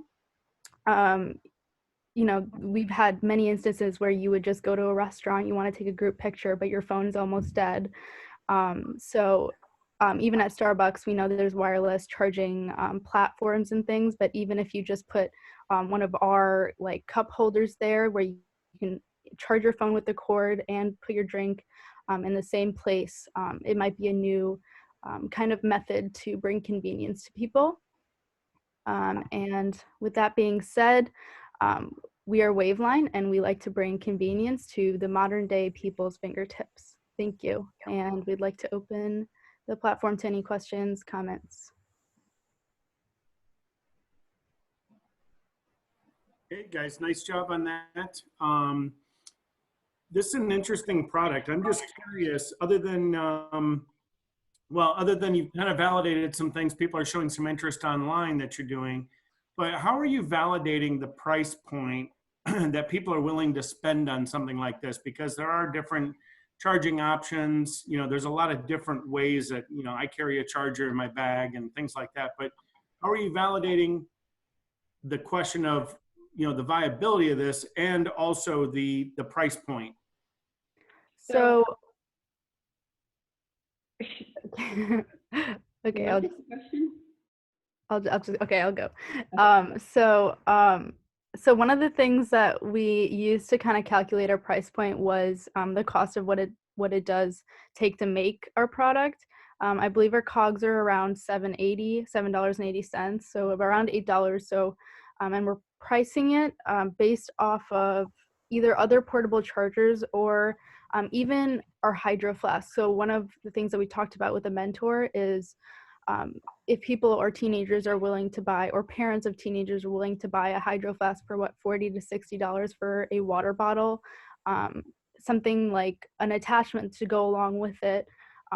We were initially even thinking of pricing at $15, but we found that there is a potential to price it at a higher rate, and people will still buy it just because it does have electronics and it's compatible with water bottles and waters and anything. So we just based it off of either other portable chargers and what it takes to make the actual product. Mm-hmm. And to add off of that, we did customer surveys, and we found that people are willing to pay $20 to receive our product. And in addition to Adnan's point with our customer surveys, a huge thing we found while doing customer surveys is that there is a genuine problem with this. We had a large group of respondents out of the 100 some that we interviewed from Naperville North saying that they did have a portable charger, but a very low percentage said that they often use it. And that problem stems from them forgetting it or not wanting to carry it. So we also realized that it is a problem that people do have, and that was validated by different surveys. We just didn't include that in the presentation due to time purposes. And adding on to that, our primary market is Naperville North students, and specifically people that have Hydro Flask water bottles. So kind of going off what Isha said, but if people are willing to spend up to $60 on a water bottle, that means that they'd be in the middle to high income. And so Naperville is also a middle to high income city. So we thought that pricing it in the $20 range would be viable for this target market, because we're already trying to reach people that are middle to high income that are willing to spend this amount of money. Okay, good answers. Thank you. Thank you. Yeah. Is there a similar product out there like this that attaches to water bottles and charges? I'm sorry, could you please repeat that? We couldn't hear you. Similar items already in the market like this, similar products where it does attach to like water bottles and it's has a charging function? So go ahead. Thank you. So there are we don't have any direct competitors. So we have, on one hand, we have companies like Anchor that are selling portable chargers. And then on the other hand, we have people that are selling water bottles. But then we also, there's some companies that have made an entire water bottle that can charge your water bottle, or charge your phone, such as Nextbottle. So the difference between our product compared to these other markets, ours is just an attachment. So ours is just like the portable charger, but it also goes with the water bottle. So I feel like ours is very unique. It's in a way its own market, because there's no competitors that have like the exact same product as ours. It's great though. I mean, if that, if there's really not a competitor out there, I think it's fantastic. Did you guys mention, did you already like try to get a provisional patent on this or no? We have spoken with Zach Martell about a provisional patent, and it is something we want to look further into down the line once we start scaling and gaining more of a validation for a company with sales and stuff like that, and our final prototypes. However, right now, we're just kind of holding off on doing that because we do realize how the provisional patent process can be kind of a more lengthy and expensive thing. So as of now, it is definitely something we're looking into, but that's more for the future. Okay. Yeah, it's a great idea. I would say just figure out if there's a way to protect it. I don't know who this person is you talked with, but is he a patent attorney or anything, or no? Yeah, I think we spoke to a patent attorney, and one of the reasons we're kind of holding off on that now is just because we want to kind of come up with those final measurements, final material, and those final dimensions of our product before even committing to something. Because if we spend money on a patent and then we end up changing our product in any way, we'd have to apply for another one or get a new one. What you want to do is when you design it or when you file for a patent, you want to make it so it will cover any dimension. Like for instance, you don't want to be so specific, right? You don't want to say this is 3 inches tall and 2 inches wide. What you want to do is keep it very general. It's hard to explain. It can be specific, but you want to say it can range from 1 inch to 4 inches. It can be this wide, this tall, this thing, and it can hold the bottle this way, that way, this way, that way. So anyone who tries to do a similar product it's already under your patent. They can't just change it by an inch. And then they say, sorry, theirs said 3 inches, ours is 4 inches. So, we're not, infringing on their patent. So be very careful when you go for a patent, which does get more expensive than just a provisional one to kind of keep the idea. You want to make it so that it makes it harder for anybody to tweak it just a little bit and then get a new patent. Yeah, that makes sense. Thank you. We'll definitely look into that. Yeah. Thank you. Yeah. Good luck, guys. It's really cool. Thank you. Thank you so much. Any other questions? All right, well, thank you so much to the council, and Waveline, great job as always. And we will move on to our next group. But thank you again for that great feedback. Thank you. Thank you, guys. Great job, guys. That was awesome. Good job, guys. Thank you. All righty, we have let me get stuff ready here. Hang on for the last group. Your favorite group? There's Tati. She hasn't let me introduce her yet. So last group of the day. I appreciate you guys being patient with kind of our little bit of schedule delay, but we have Chericlo from Naperville Central with Madison, Tati, Daniela, and Liz with their mentor, Christine. So I will stop sharing my screen and you guys can go whenever you're ready. Yeah, let me just hop on that. Give me one moment.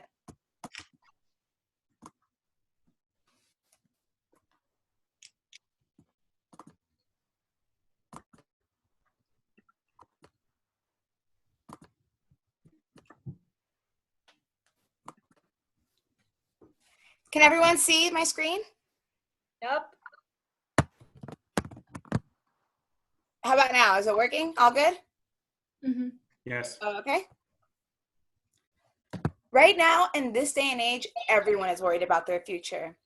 Will I make it into college? Will I have enough money? Will I be happy? As a professional overthinker, the constant thought of, am I doing good enough, is always running through my mind. I want to make that real difference in the world, but in reality, as a high school student, what can I do? I'm drowning in schoolwork and outside work. I barely have any money in my bank account, and I just, in reality, don't have the resources to make that huge difference. But what if there was a way that you could look good and do good?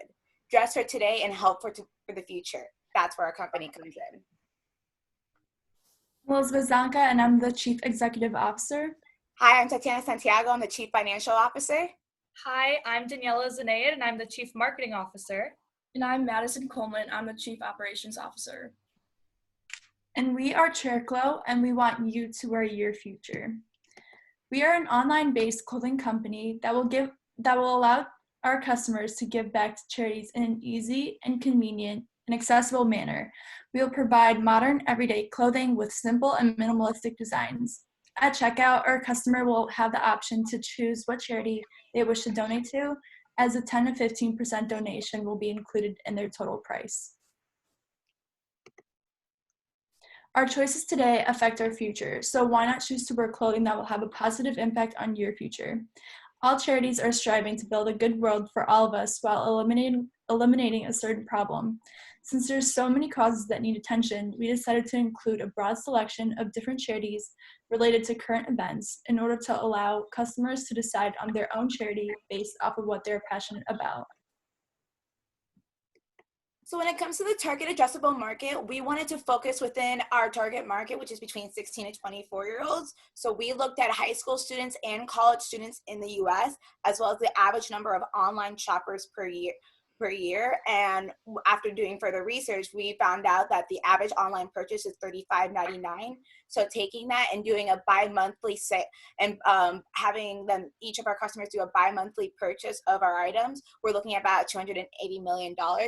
And then for the service addressable market, we wanted to go a little bit closer to home to people that we know and that we can easily reach out to. So we focus on high school and college students in the Illinois area, as well as students who are employed.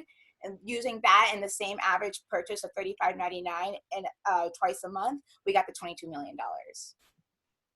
So we want to target the future generation since they will soon to be the future leaders of the world.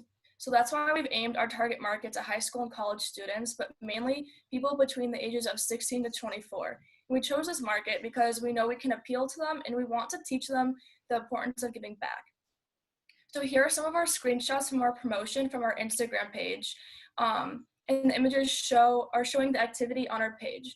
So looking at the top right image, mainly 18 to 24-year-olds have been visiting our page, but we also want to appeal to like 16-year-olds as well. So we're working on appealing to them more on our marketing area. So the bottom graph shows more women than men have engaged in our page, but we also want to change that and be able to reach more males. So we're working on different ways to market to males too. So our clothing items our company's main revenue stream is the money that we do make from these items. We are currently selling 3 clothing items on our website, which are the beanies, the t-shirts, and the sweatshirts. We are below average for the profit margin for retail, which is about 53%. And this is because of our collection being smaller, causing us to have smaller shipments of clothing from our manufacturers, raising the price per item.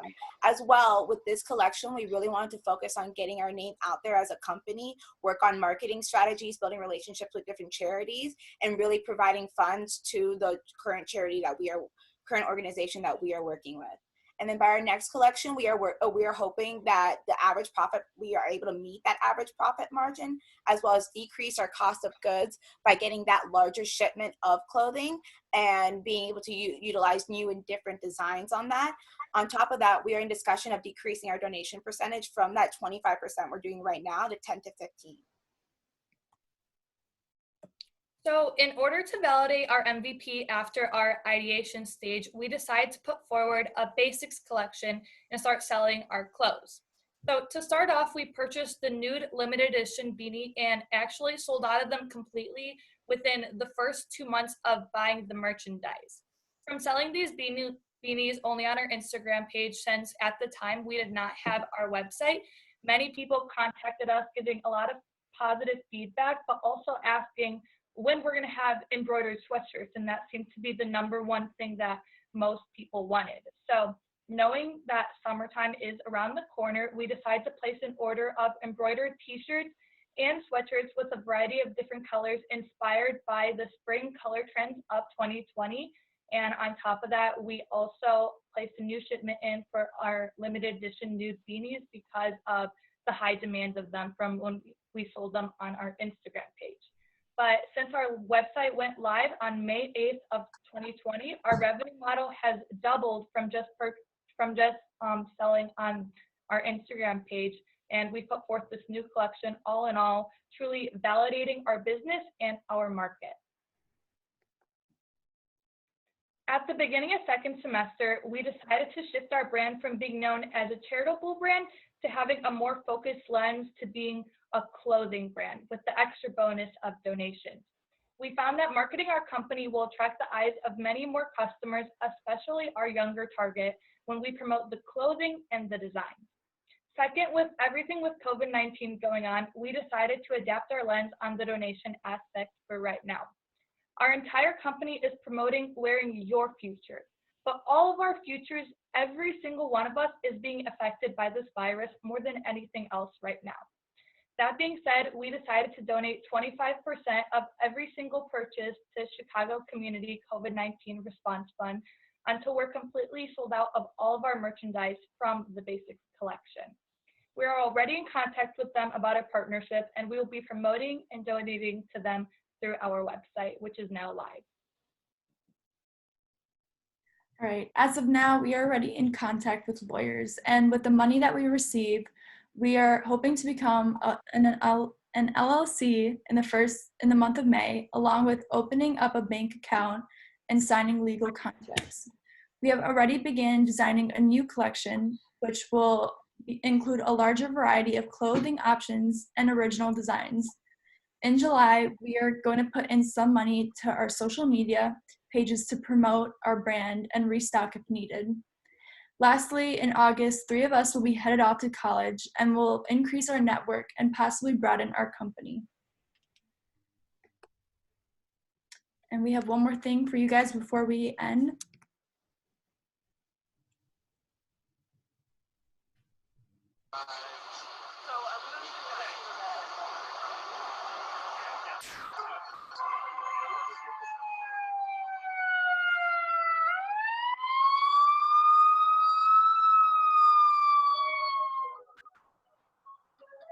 I will wear my future. I will wear my future. I will wear my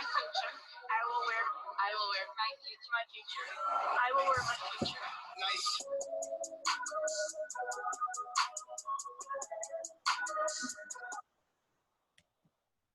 Yeah, thank you for listening. Are there any questions we can answer for you guys? Nice job, ladies. Thank you. Good presentation. Very fun. Love that video at the end. I'm almost wondering if you should show that at the front, but of this kind of a presentation. But it's great. You've done a great job. I'm very impressed with how you've pivoted, given the fact that, you know, everything is sort of in limbo right now. So nice job on that. You know, I think you hit on a nice brand concept, and that's critical, because really, in terms of clothing, it's really just the brand that matters. I mean, you strip off the logo, all shirts are shirts. You know, I mean, certain designs obviously have more play than others, but you've kind of stripped away everything and just gone with a simple color. So it's the brand itself, and it's what you're doing with it and how you're connecting with people. And I think you've hit on a nerve of your generation. I think folks of my generation would say, you're just marking up my cost of product to give away my money to a charity. But that what you've done, and you hit a nerve in your generation, which I think is very, very smart, and I think it's going to propel you far. So I don't have very many you know, comments and feedback here, other than maybe to hand it off to someone like you know, Katie or Susan, who really understand marketing more than I do. But I would just say, as a business concept, what you've done is spot on. Very nice job. Thank you. Yeah, good job, you guys. I love the presentation, and the video is awesome. I think that's fantastic. It just has such a great look. So I think, you know, good job. I have an idea that I was going to throw out there when I saw you guys like months ago, and I don't want to like throw you off from a direction you're going, but I'm just going to put it out there, just something to think about, right? So with this idea, you're taking clothing and selling it, and the idea is to pull some of the dollars from it for nonprofits, right, to give back. So the whole idea of, okay, you've got two pieces going. You're having to become like clothing designers. You've got your logo and everything. And you're having to become sort of clothing designers in one aspect, promote your clothing, get them to like your clothing, then get it sold, then you can give back to the community. So you've got a lot of steps involved. So what I was sort of thinking about, and again, just an idea to throw out, what if you guys considered working with smaller designers who target younger people with their designs? So these are already clothing designers who have little shops, little stores, design centers. They're already doing the clothing. They already have their own lines, their own fashion, and they're trying to reach more people with their clothing. And you are taking their clothing, featuring it on your site, and your site is geared towards that younger generation that is often hard to reach and very expensive to reach. So when advertisers want to reach young women in that age group, okay, there's a lot of dollars involved in just trying to reach them. Well, just by merit of who you guys are and your age group and your style and all of this, you can build sort of grassroots, build those connections in that audience. So your company could actually help a lot of young designers that are trying to get their wares out there. And when they do it through your site, a portion of it is going back to charity, but they're also gaining exposure for their brand. So you become a site that features wonderful, amazing designers and smaller designers that are just trying to break out and make an impact. So your site becomes a site that features these great designers and their great product. And sort of the caveat is, if they work with you and you feature them, a piece of the sale goes back to help the community.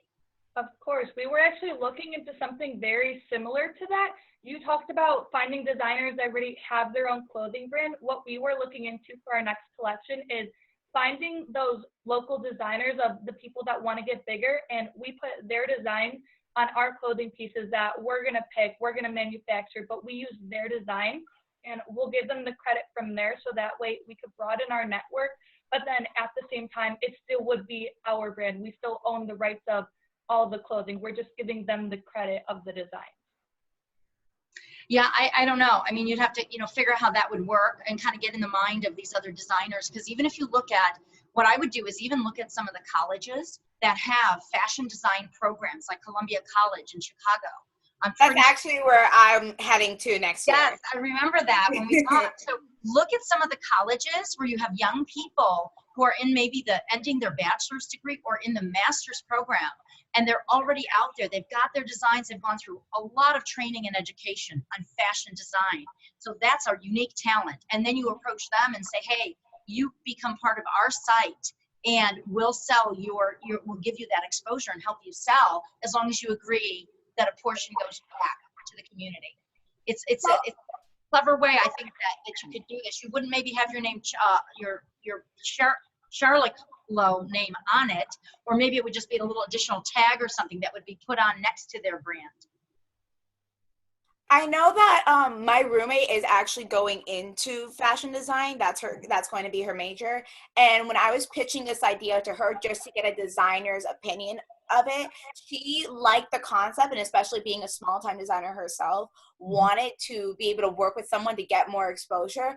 But in her opinion, she thought the main selling point that I could use, whether I was reaching influencers, or we were reaching designers, or anyone we wanted to work with, was the option of, we have this variety of charities that we work with, and their ability to be able to pitch to us, hey, this is something I'm really passionate about. Do you mind making my donations to them? And if you're selling any of my items, or if anyone uses my code at checkout, can you make sure that the donations are going to the charity that I support? Yeah, I think that's great. I think it's a great way to go. I guess the thing that I was always kind of confused on is, like, you guys having to find products, find the beanie hat, find the sweatshirt, then you're just buying different, wearables, different apparel that's already out there. You're just putting this Charlotte Co, logo on it and selling it.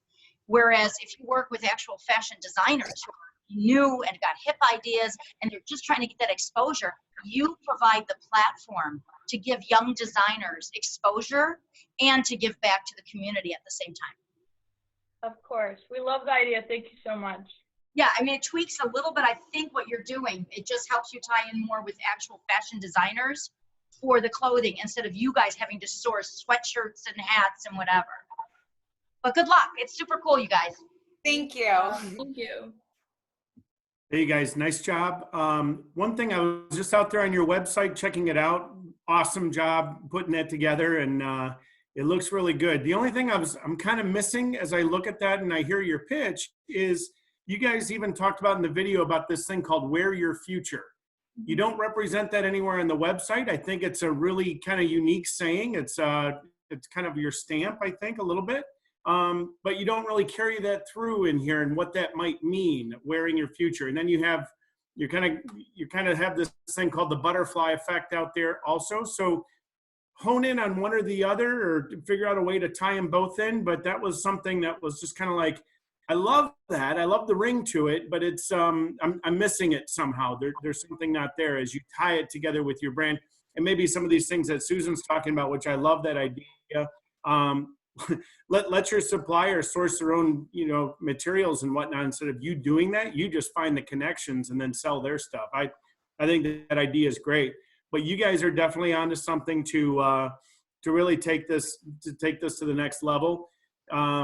Again, just kind of unify that brand message of whatever that means. If it's take charge of your future, wear your future, tie that together and clean that up a little bit. And I think you're on a great path.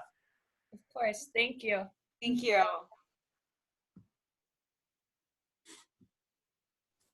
Is there any other questions we could answer? You guys did a fantastic job. Great job all semester, all year with moving this forward. I know there's a little bit of a hiccup going on right now because we need to figure out how to get that LLC stuff as soon as possible, but we'll get it figured out for you guys. I'm really proud of what you've done and how far you've come. And I'm looking forward to watching you guys pursue this. Madison and Accelerator and your other 3 in college, sky's the limit for you guys. You have it. Thank you. Expect surprise visits, since I'm only 45 minutes away. Okay. But Tati, I don't expect surprise visits, though. You need Just to let me expect know. me all the time. You need to let me know if you're coming to Central so I can call in sick. Great job, guys. Good luck, Awesome you guys. job. Good job. Thank you so much. For everything, and thank you for everyone for listening. Yeah, thank you, Neubauer. Thank you. Helping us Nice out. job, you guys. All right, Mrs. Somerville, that's All right, it's a wrap. Well, Advisory Council, I'm so sorry that we ran over. I didn't have the heart to cut the kids short with Okay. but Bigger thank bully you. in there. I know. Thank you so much for your time, for your contribution, for all of that. And Bruce, I'll work on a way to get you some pot bellies one way or another. Yeah, I just want to say thanks again. This is probably my last year because my son has registered for the class. So, Gene, you'll see my son there next year, and So you can mentor. You can still be involved. You can mentor. I'll swing by the classroom a few times and add some flavor, but I won't be able to be in this role. So I've last several years doing this has been a great amount of enjoyment for me. So thanks for including me in it. And I'm sorry we end like this, but I'm glad we had the opportunity to do it. So thanks again. Thank you so much. You know, they were awesome teachers, Brad and Jean. They were awesome presentations. And you know what, just the smoothness that they transitioned. And I agree. I love the one where she cut out and the other classmate just filled right in. That honestly, I think adults would struggle being as polished as these kids were. It was impressive. So, and we know there's a lot of work that goes on behind the scenes that makes that happen. By the way, I just want to applaud the marketing in the schools of this, because if you noticed, I noticed the demographics shifting from the very beginning of this program to now. You've got almost a heavier concentration of young women in your classes in building these companies. And I remember in the beginning it was not quite 50-50. I think it was more 70-30 or something to that. If I more like 5 to 25, 5 girls to 25 boys. It's phenomenal, and I really applaud that because I was one of the very first people to bring the Springboard event to the Chicago area back in the 1990s, which was a venture capital forum to invest in women owned businesses. So it's been on my mind for a long time, and now that I have a 16-year-old daughter, I'm even more passionate about that. So thanks for doing that, because these presentations have been excellent, and I really think these girls are going to go far. All of these young people will, but these businesses that they're coming up with are really good. They're really solid. Well, you know, I actually I met Susan at the Women's Entrepreneurship Roundtable, because that was my passion to see how can we help our students realize the female base out there and what these ladies are doing in their own communities. So hopefully we can continue to grow that. And Janet, I'll introduce you to a few more people that I think might be interested. I just met with the executive director of a group called Women Tech Founders. And that might be a really good group for some of those women to be advisors or mentors, that type of thing. Thank you. Yeah, thanks, guys.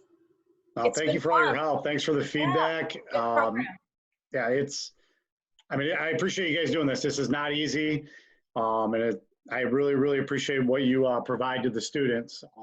I could just attest to the fact that 3 years of doing this, it's progressively getting better.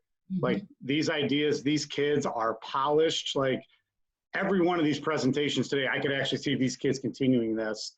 And I couldn't say that last year or the year before. So that comes from everybody that's involved, not just Gene and myself. Thank you for all your help. Yeah, Brad, I can attest over the last couple of years, I can just, it's a dramatic difference year over year. And it's fantastic. A lot of credit to you and Nolan and Janet. I mean, I love it. You guys are just doing a great job. It's smooth, it's clean, the message is getting across. I think to the point of some of these businesses faster than what you did before, which is pretty cool to see. These guys are really getting far down the path quickly. Yep. And that's our goal. We want to get them there and help them start getting that traction. Yes. And these products I'm really impressed with. I mean, they're very interesting products. It's not just something like silly that they came up with, these are really very, very cool products, some of them. A long way from sunshades. Yeah. By the way, I was going to add to, I think it's important that they're learning the skills of understanding the SAMs and the TAMs and all that stuff. But the fact is that, that's more academic than it is practical. The market is, who's going to buy what they're coming up with, and what will the buyer part with in terms of money to do it. I think the exercise is important, But I would really have them do more of these surveys, because the surveys are really, really telling. And they're doing a good job of defending their perspective on this. One of the challenges that we encountered the very first year in this, and we still haven't figured out how quite to address it though, is if they're doing this to pitch for an investment, which this year we had to put on hold, they're not learning that skill. That just isn't something that's coming up here. And there's so much in terms of understanding revenue, profitability, how you invest in the future. And we're throwing so many different things at them: bank accounts, legal stuff, IP protection. I mean, it's just so much, for them, to be thinking of. But again, if part of the point of this is for them to learn how to pitch to a potential investor, that still isn't something that's really, that we're not really capturing yet. So maybe we don't put the pressure on that. Maybe we just say, hey, you can get a business that's viable, then let's support that and move a little bit away from, can you convince an investor to support them? Because that might be just too confusing at this level. I think that's a good point, because you got to look into how much they're learning, just understanding what is market research, what is COGS. I mean, how does all this come together? What is the marketing versus, product development? I mean, all these different pieces. There's so many pieces, but I really think, and I would hope that it would help them to figure out where they might want to take their career in the future, and just because they understand a little bit more about business and what the different areas involved. So yeah, I think that's a good point about what and I think some of the subjects that are important for them to have grasps on, like, hey, if you ever think you're going to pitch to a business investor group, then here's what that looks like, and spend a half an hour on it. And for the 3 or 4 kids that are like, wait, that's really important to me, hey, there's plenty of online information where they can really dig deep in that, or even access some of the mentors or some of us that have done it here.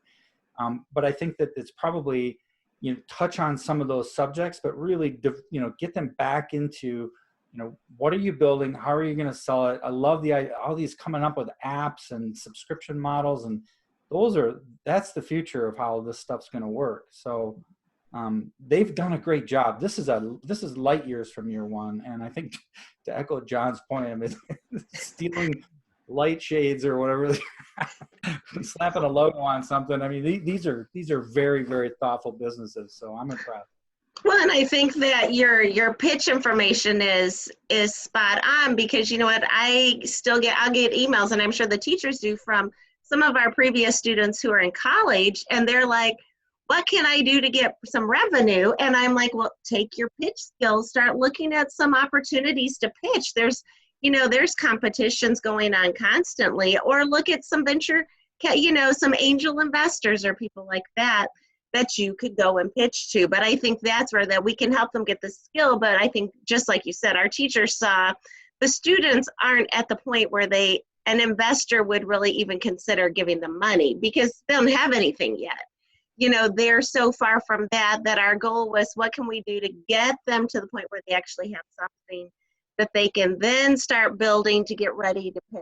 So yeah. I gotta drop off, you guys, but thank you. No problem. Thank you, each of you. Okay. Thank you. Thanks, everybody. Good stuff, you guys. Thank you. Gene, I'm going to be in touch. My son Nathan signed up for your class, so we'll That's be awesome. What about your daughter? What about the girl? Yeah, she's an artist, and she's focusing on that as her options. We just don't have... Artists can be great entrepreneurs. She will be, but there's only so many options available in the calendar. Yes. Yep. So she's developing her actual skills in that regard. So but don't worry, she's got a lot of entrepreneurs around her. Yes, so she's got it in her blood. Follow her niche. Yeah. Thanks again for everything. Awesome. Thanks for that, Bruce. Really appreciate it. Got it. Yeah. Thank you. John, we'll get out on the golf course.